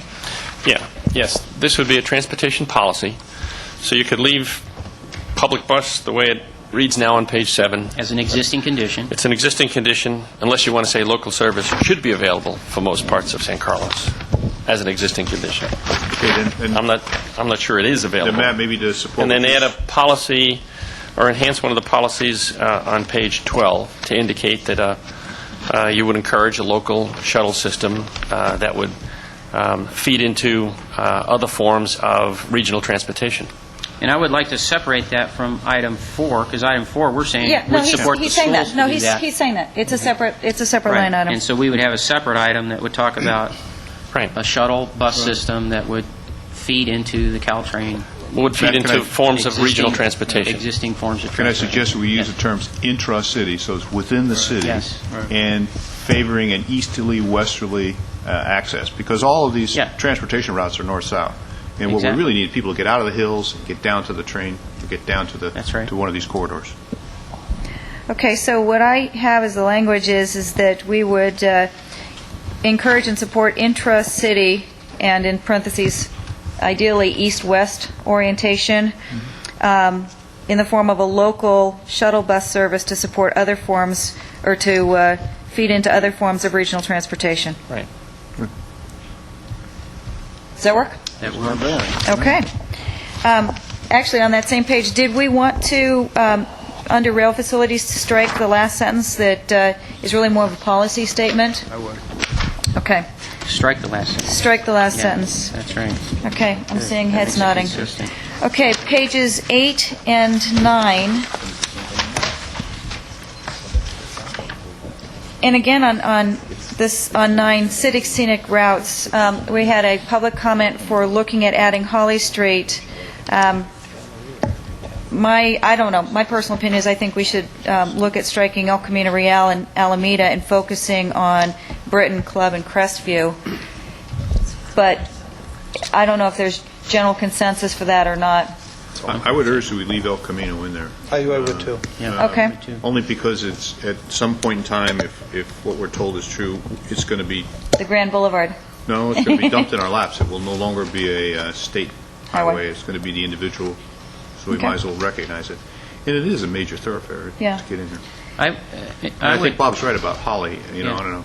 So Holly between El Camino and Industrial, or between the 101 and, all the way or up all to the the way train. up To El Camino. to Yeah, and El recognizing Camino or past that El the city Camino? has done different things there in the past. We put street trees in there where we haven't done that for anybody else before. We put new lighting in, we put an entrance sign.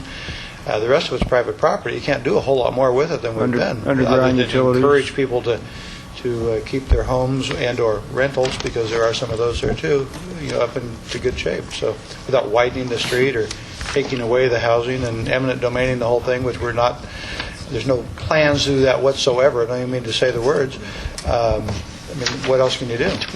I think we should consider Holly all the way to its terminus Yeah. at Walnut, because it sort of introduces you then to Elm Street, excuse me, Yeah. to where we And are. if you look at the two transportation routes for the bike lanes, Yeah, it it's is the the same. major, and it is our major entrance, as Bob had said earlier, so. Okay. Now, That's a good point. given what we've done with Holly, then, I noticed on Britain, it's focusing on the point from the Alameda west, and should we consider it all the way to our doorstep at 101?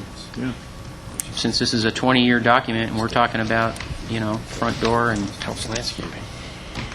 Well, I mean, if we look at scenic corridors, it's, I spent a lot of time looking at this, and it says scenic corridors can be best defined as the visual land area outside the road right-of-way and generally described as the view from the road.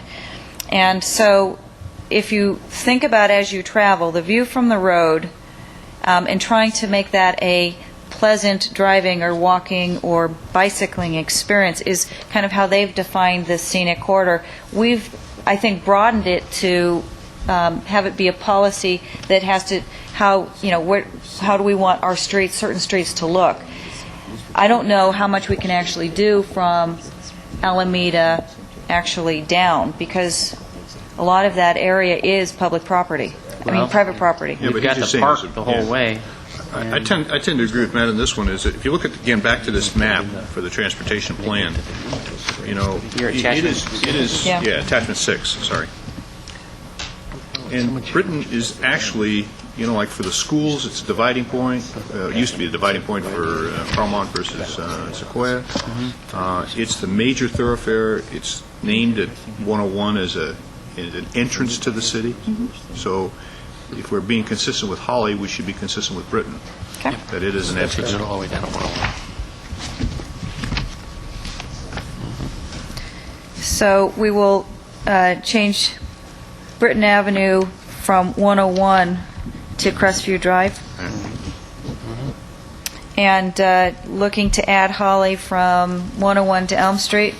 Is there a preference for Alameda San Carlos Avenue? Well, I think we need Alameda between Melody and Elma.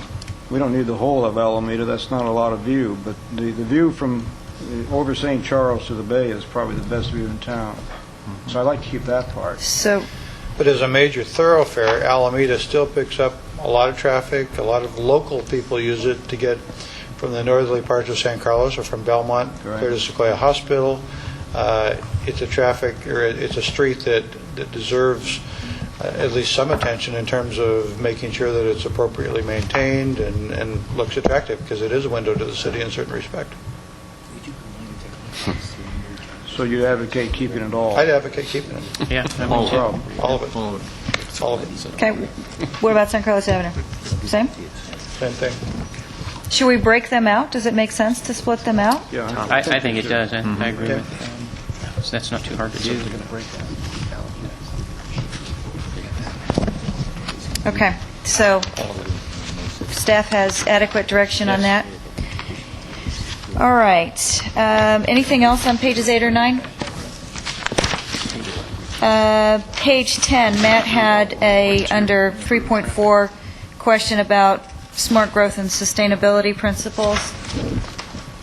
Is there interest to change it or to? I don't think there's a conflict there. I think that the principles of both are worthy principles, and I think, as with anything, in any new development, in any change that's going to happen, certainly we're encouraging smart growth, because that says you're not just encouraging urban sprawl, you're trying to make things work within your urban area, and we are an urban area even though we're suburban. And nevertheless, the principles of sustainability are good guidelines as to how do you be more creative, how you try to incorporate things that are more economic, things that are more scenic, things that are more friendly to the environment. And I think that there's a blend in anything you do, and the way this particular sentence is phrased is that you support both smart growth and sustainability principles in the type of things that are proposed. I think they're entirely consistent. Well, anybody else have any comments? I'll wait. Because you never have all one or all the other. I think, Matt, you're basing this on an assumption that smart growth implies growth. Is that what you're? Yes. Kind of hang up, or I mean, not hang up. I mean, that's what you're. That Concern, that's my sustainability would be keeping San Carlos or sustaining San Carlos the way it is right now, which is sort of more low density, or. No. Okay, perhaps- Okay, let me explain this a little bit. I almost see that as a separate objective, that sustainability is a separate objective, and it could have its own principles that would then, the outcome of those principles would be other things than what are listed here. And the other concern that I have of lumping them together is we eventually, and maybe it's out of the envisioning process, are going to be looking at sustainability. We will have to, because sustainability becomes more important as you reach your limits of growth, and you can't grow anymore in terms of expanding, necessarily increasing your population. You can redevelop, you can redefine yourself, but you're not necessarily growing, and that's when you reach a point where sustainability becomes very important. So I'm concerned about now, with a document that's going to go out 20 years, mixing those two together and just lumping them together. I don't think we're doing ourselves a favor. I don't have a problem with it still, because I think they're compatible, because with anything that you do, there's going to be some compromise. It's never going to be all one or all the other. There's never going to be no change whatsoever in San Carlos. We're never going to get that built out, not in the foreseeable future, not even in 20 years. Given the pace of things that have happened in the past, all I can do is judge from history. There will be changes. And some people reject any change, and that's fine, that's their right to do it, but I support change in general, but it's still got to be the right type of change. And this particular choice of words here, where you're talking about smart growth and sustainability, is a well-worded balance in terms of a philosophy, in terms of something you need to strive to do. So I think it fits appropriately. Yeah, Don, I agree with you. I look at the, the housing element numbers that were given from ABAG that, are projecting the number of new housing units we need to bring to San Carlos, or need to build in San Carlos in the next, I don't know what it is, 5-10 years. And I think that growth is inevitable. I mean, just like if you look at San Carlos 20 years ago, if they had said 20 years ago, no, we don't want smart growth, we would be built out all the way to 280.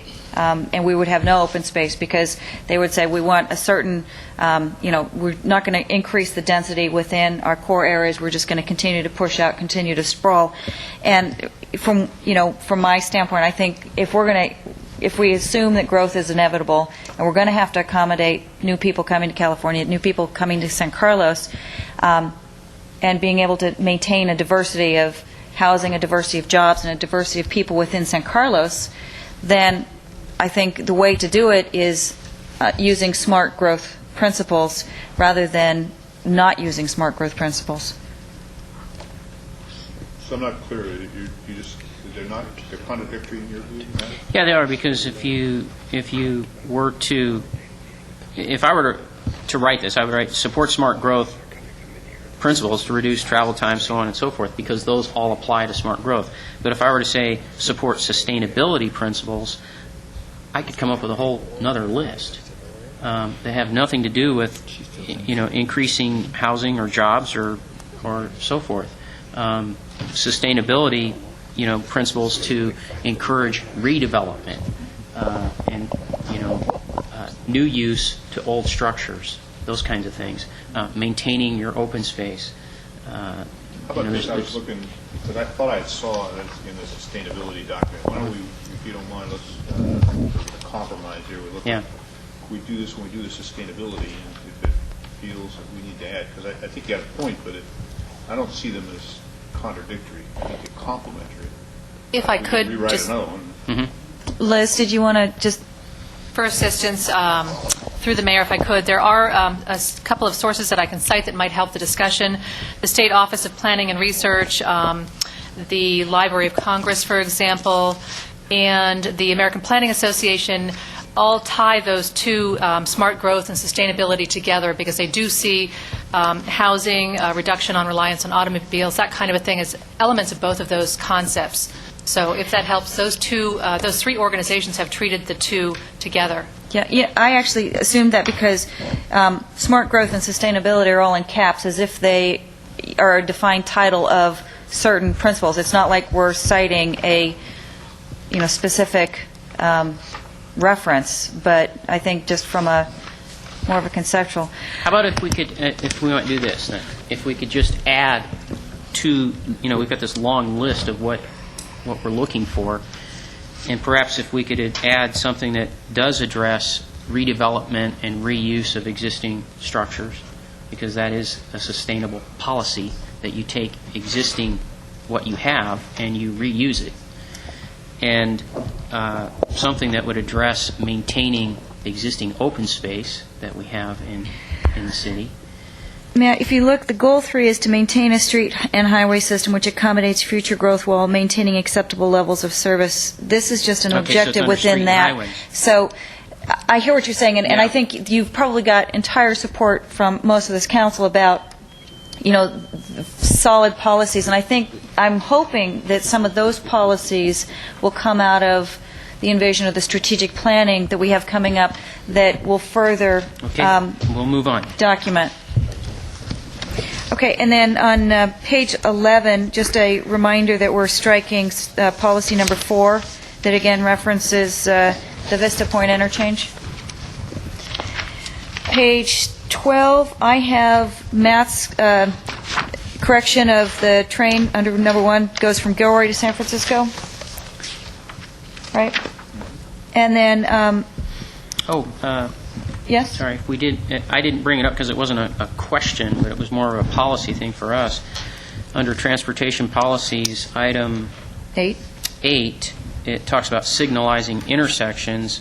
Do we need a similar statement? Do we want to encourage a policy of the same thing for stop signs? Where? Stop signs don't have, it's for traffic efficiency, right, Parvis? The signalizing intersections means that, like, when one turns red, they all sort of turn red in sequence? Isn't that what that?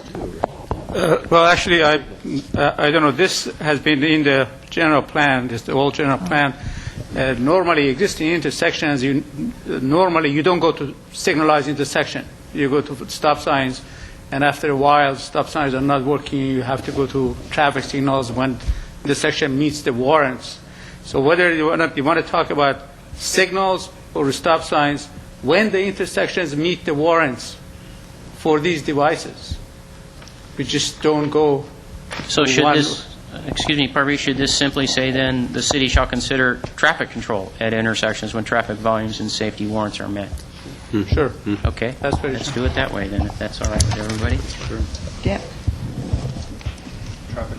Traffic control measures. So traffic control measures at intersections? Yeah, that's Because we talk about traffic calming under a separate area. Okay. So, and then number 9, the 10% mandatory reduction. Again, I just think if we're ever going to hit the 20%, which is our goal, we need to look to a higher mandate for new developments coming to town. The way I read item number 9 is that the first sentence talks about striving to reduce vehicular trip generation from new development by 20% using a combination of both public and private funds.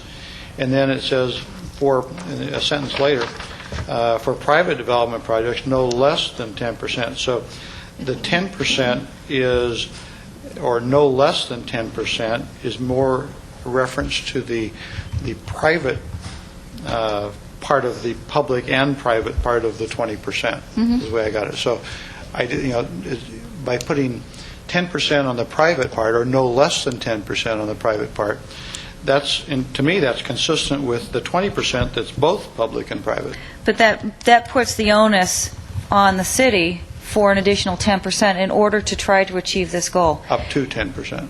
Well, but which developer do you know is going to, if the policy states only 10%, you think that they're going to go out of their way to go 12%, 15%? It doesn't say 10%. It says no less than. Right. So every developer I know has always sort of gotten to the minimum, especially when it comes to things where they don't derive any public benefit. Except for the fact that a lot of times the permit process is a negotiated process, both with staff and with the council. Again, I think, well, my reasoning on this is that we've seen very clearly with the outcome of our Scoot shuttle program here in San Carlos that there's a lot of support for it, but there's no money.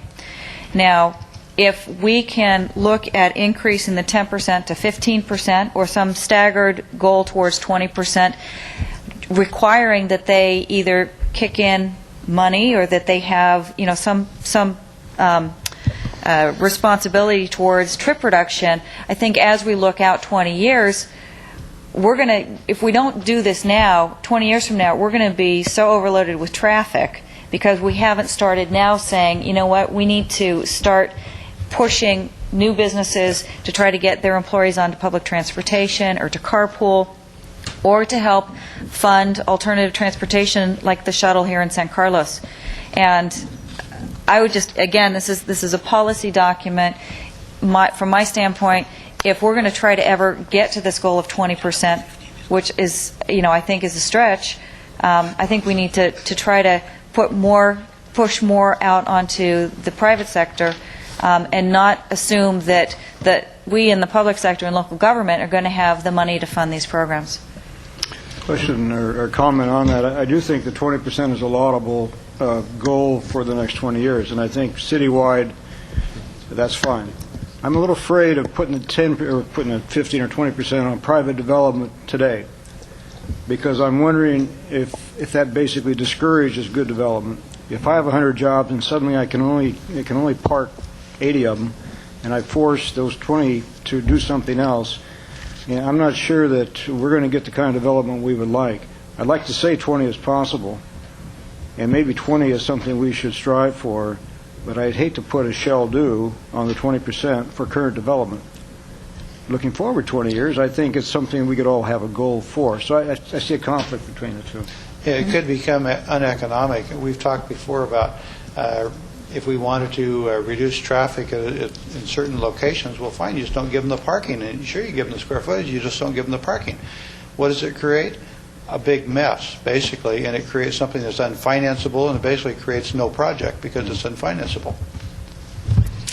You have to have practicality into it. I completely understand. I'm just, Didn't you talk about a step up? Is that what I was talking about, potentially step up, because right now I think we're at about 10%. And, we've got the alternative shuttle program that runs over to the industrial side.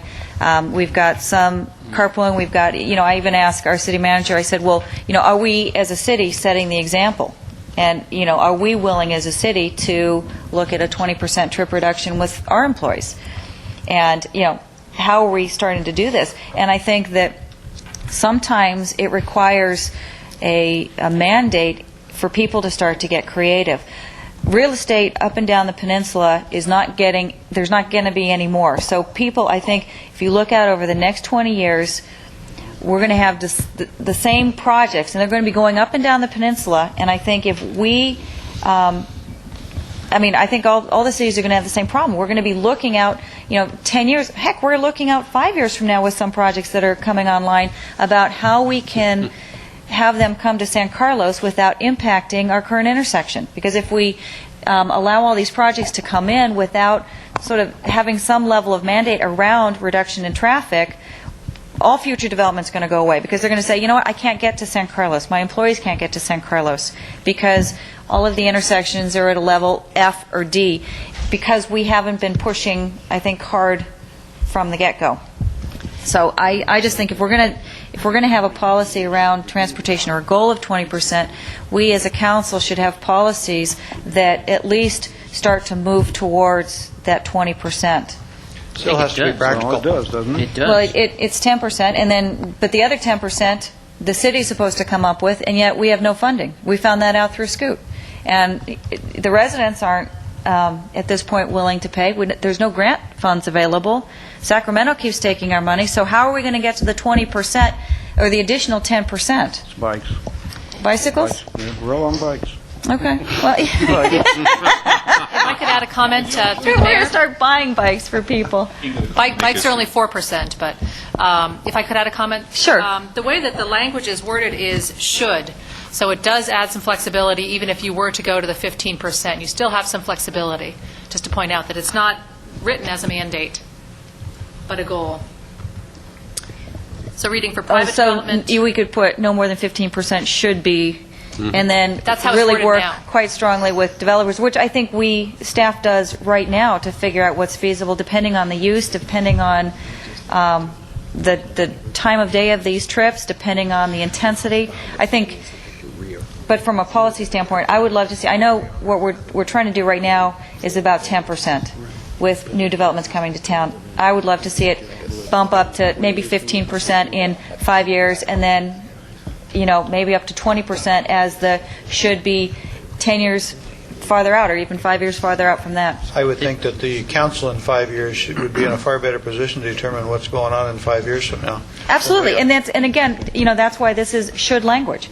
Because if you figure 10, 15 years ago when this document was written, there was no mandate towards any kind of alternative transportation. I think the only comment, the trip reductions can be implemented without monetary benefit. In other words, there's a lot of, the item, the last bullet point, the CCAG Management Transportation Trip Reduction Program offers them a ton of things that they can do. Yeah. So we shouldn't really focus that we're going to get money out of this thing.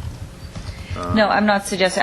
My goal is, if we, in a policy statement, say that we should try to have a goal of a 20% trip reduction, and keep in mind, this is a policy document for the next 10 or 15 years, that we put language in there that, from a policy standpoint, obviously can be modified, but that somehow starts to look at the private sector picking up more responsibility for their trip reduction, rather than the public sector trying to figure out, in a time where we have no money on the horizon, how we're going to try to solve their traffic problems, because they're going to be our traffic problems, and it's going to impact all of the residents of San Carlos, as well as the businesses.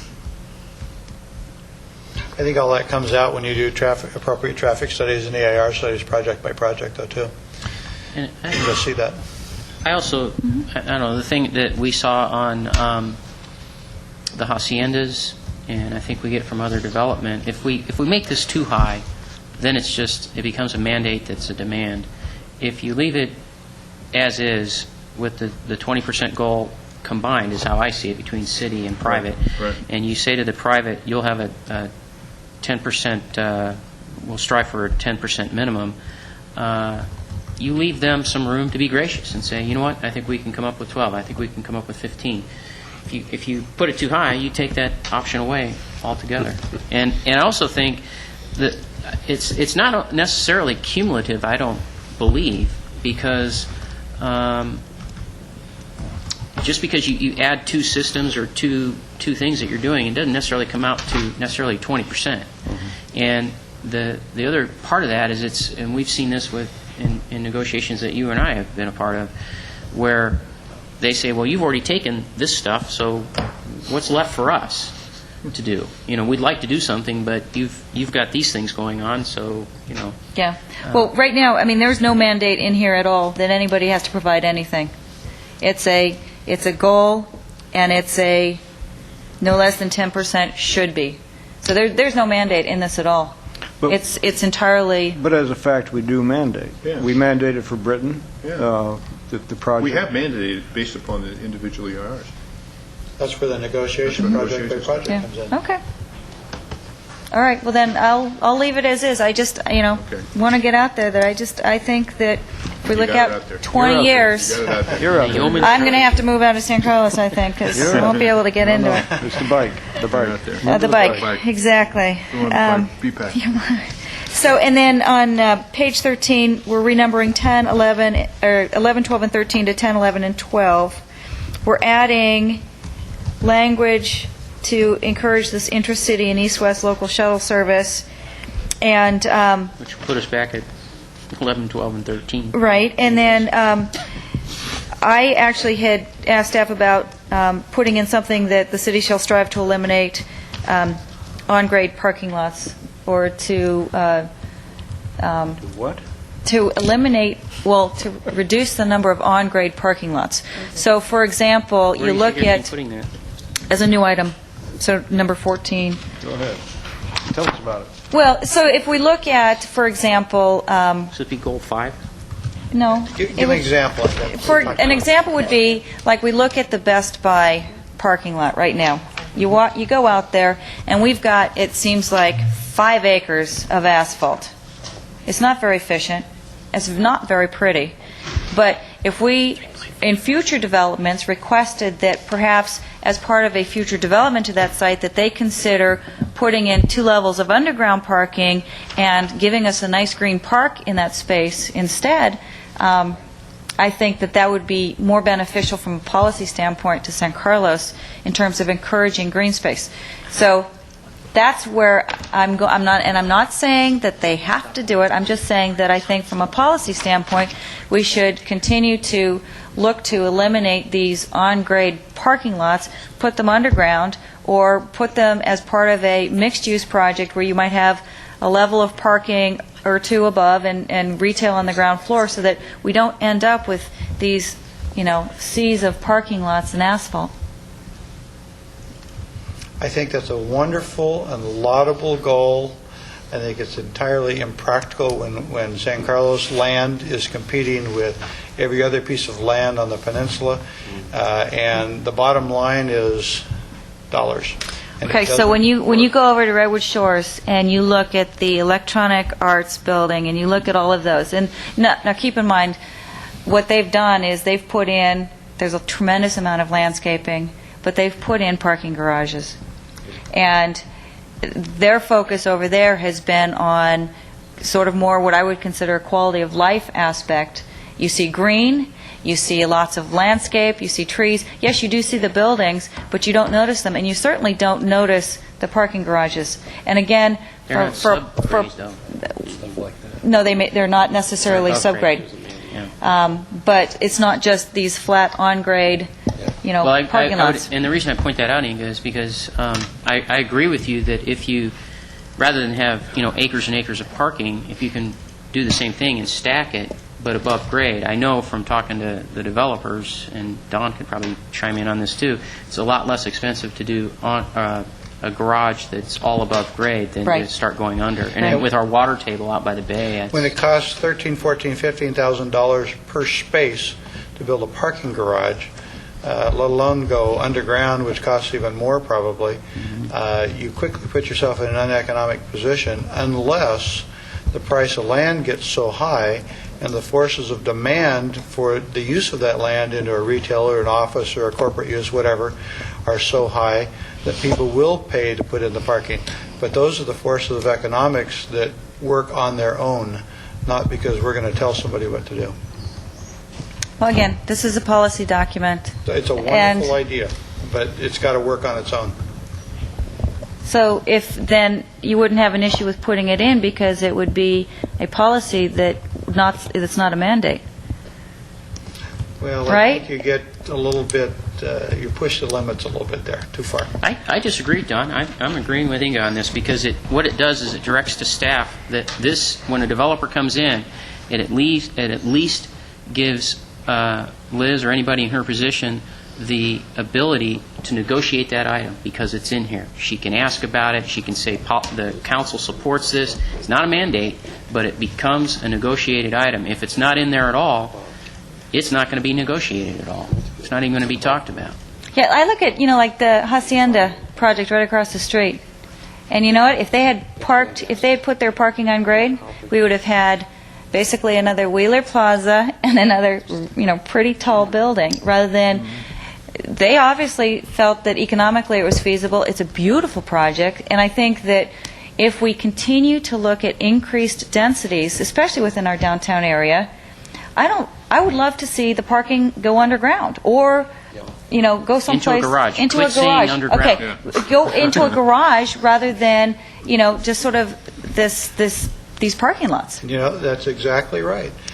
And you know what happened? It happened all by itself because the price of the land was such that it dictated if you were going to get the right number of density to even build it, you had to put the parking underground, and it worked all by itself. Well, I suppose another way we could approach it, although it's not this document, but is by the amount of greenery and landscaping we would eventually require of any new development. That comes project by project. Well, see, again, I think... I'm with you on this. It's a goal. Don, you're sitting here, and I hate to say this, but you sound like a developer.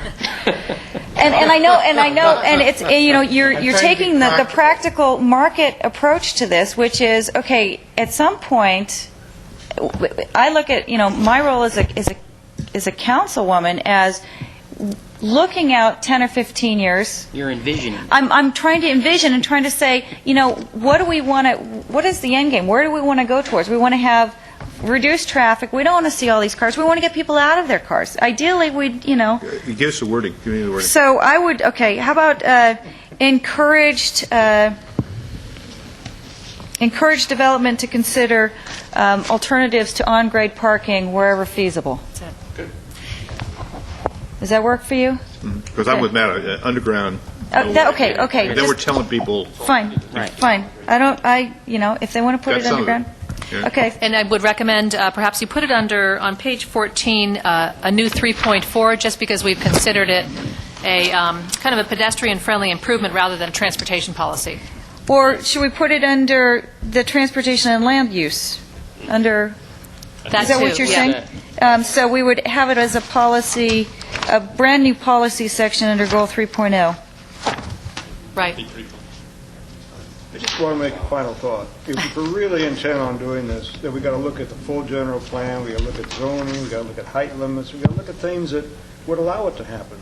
We could put this in, but it's really a mellow statement of wish that has really no meaning. It's still going to go back to the value of the site, cost of the site, footprint of the site in terms of what has to be done, and it'll find its own course. I mean, that's fine, but truly, if we're serious about it, height limits got to get involved, density's got to get involved, FAR's got to get involved, and then we would force it. And Matt's point to landscaping and landscaped areas, I think, has got to get It's not involved in as this well. document. Yeah. That's my point. It's got to be practical. Okay. Well, East Side specific plans coming through. There's an opportunity. It's got to be practical. Yep. We have to have, in that case, we'd have to have the political courage to encourage higher height limits. Actually, we're almost done, because on No, I mean, page... you want to take on this issue, you want to get it. Oh, I saw, is there general consensus to adding this in? I saw Very general.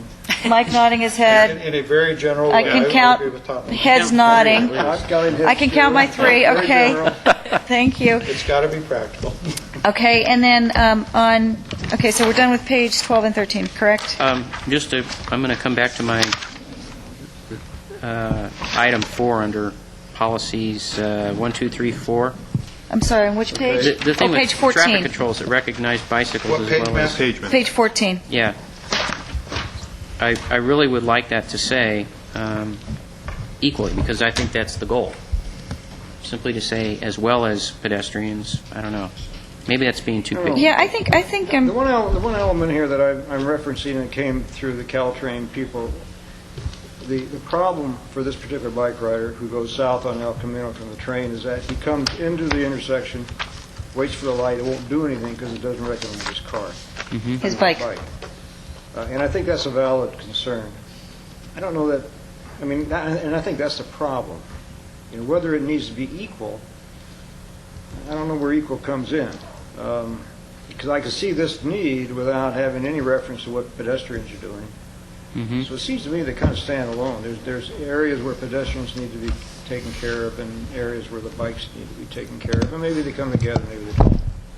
Well, maybe the problem is the mix with pedestrians, because what you're really looking for, and that's why I asked the question, is what's the goal here? Is it we're trying to make it equal to pedestrians? Are we trying to make bicycles equal with cars? I have that frustration all over the place in town where you approach an intersection, and unless a car shows up to be a companion with you, you sit there, forever.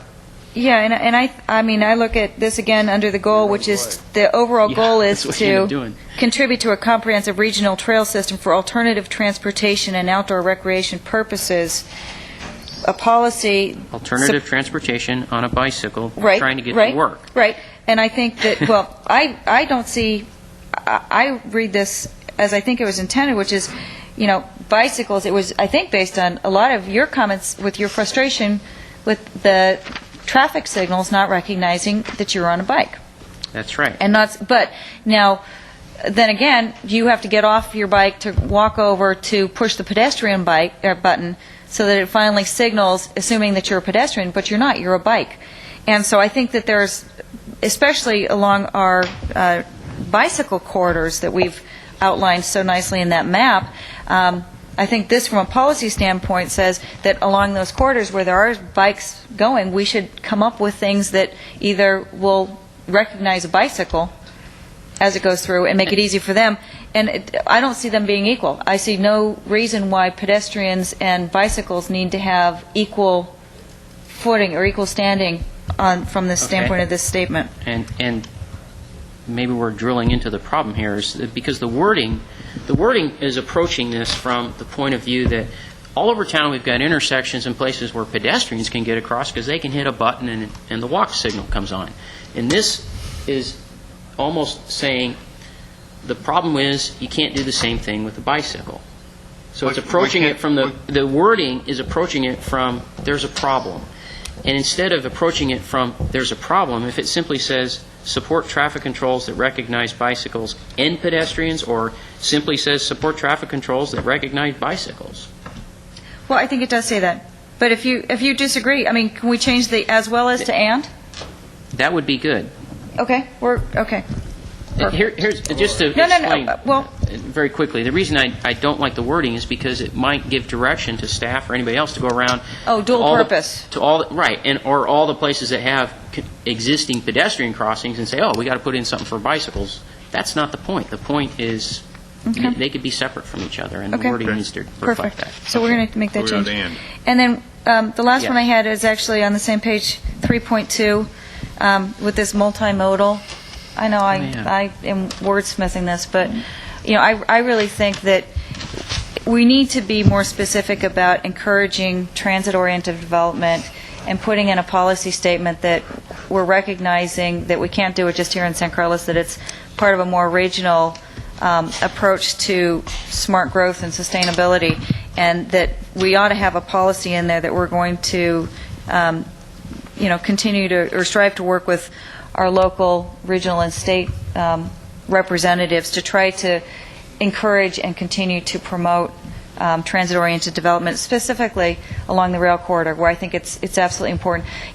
Quarter of a mile is right now is kind of what the circle is. If you're on a bike, transit-oriented development might be as much as a mile, or it might be even more. And so I think we need to continue to look at how can we start to increase the use and increase the amount of mixed use and housing, specifically along the transportation corridors, again, to get people closer to public transportation, make it easier for them to do that. I agree, and with that little phraseology, perhaps staff could come back with the final draft of this with either a different sentence or a couple alternative sentences that say in a sentence or two what you just said, because I agree with that. Okay. I would like to get rid of the word dense, because I think that's looked at project by project and so forth. I think we got a motion to move multimodal and dense. So I think we have a whole new sentence here. Yeah. All right. We'll see how it comes back. I think staff heard what you said, and they can listen to it on the tape if they or look at it on the computer. Without being smart aleck, this is something we're going to be faced with the the rail TOD project that's going to be around us. So we need to put something in there that has some objective. Right. And I look at, Palo Alto along California Avenue. They've done a fabulous job. And, to your point, actually, it is very dense. But you don't notice the density because it's such a well-designed project. In fact, I'd love to... Density is not the issue. It's what it looks like, how it functions. Yeah. That's the issue. Absolutely. Okay, so is there any change to 15, page 15? So do you want to continue that? Is that what you're proposing? Or should we move approval? I think we have sufficient direction from you to create a draft, subject to, and I can list I've got 11 changes that you're proposing in addition to the commission recommended changes that we can come back to you with. Come back with a final and just do it quick? Adoption. Okay. That works for us. So we don't have to approve anything. Okay. Can we put it on consent calendar? For information? If it's approved tonight on the conditions that staff drafts the language, then I would imagine it could be distributed to them for informational purposes. That way, if staff has got it right, then... Yeah, and then if we don't like the new sentence that Liz is going to put in, then we'll pull it off consent calendar and we can talk about it. I know. Madam Mayor, what I would suggest is, sorry to say, you continue the public hearing. I mean, it's a general plan amendment. Well, we've already closed the public hearing, so we'd have to reopen the public hearing. You could do that. Okay. The document's going to be effectively revised and brought back before you with the exact language that will go into our general plan. So I think the best thing to do would be to just continue the public hearing. I'd move that we continue this item to a date specific at our next meeting, and that we put it on the main... Under public hearing. under... Correct. Okay. And then, Liz, can you, when you make the changes to the document, can you put on revision control or whatever so we can see very clearly Yes. what the changes are? Yes. And then that way we can move forward. Okay, wonderful. Thank you very much. I appreciate all the comments and discussion. With that, we're going to move on to new business, which is the introduction of an ordinance amending the San Carlos Municipal Code, adding no parking in the 700 block of Laurel Street during our farmers market. Madam Mayor, Please. members of council, I'd have nothing to add to the staff report unless you have any questions. I just had actually one question. Do we want to have this open-ended, or do we want to have a period that it will automatically sunset after a period of X number of years, and then we can continue it if we need to? It does talk about the fact that this refers to each year that the farmer's market is Each held. year that, right, It's not held. in the It's ordinance. not held, it goes away. Okay. All right. All right, so is there any comment on this? No? No one from the public? Okay, is there a motion to introduce this ordinance? Move to introduce ordinance number 1357. 1357, ordinance of the City of San Carlos amending the San Carlos Municipal Code, adding no parking in the 700 block of Laurel Street during the farmer's market. Second. It's been moved and seconded. Tiffany? Councilmember Eaton? Yes. Councilmember Grocott? Yes. Councilmember Davids? Yes. Councilmember King? Yes. Mayor Teagle Doherty? Yes. And with that, last item tonight is public comment. Again, public comment is for any items not listed on the posted agenda. Is there anyone here wishing to make any public comment? I have something I'm carrying for somebody else. Oh, okay. I have a letter here from Dee Fastenau, and she has given me examples of a dial-a-ride bus system that they have in Barstow, and she asked me to give this to staff so they can take a look at it and see how it worked and how it operated. Okay. So we will duly hand that over to Parviz. Anyone else? Okay, we are adjourned. Thank you very much.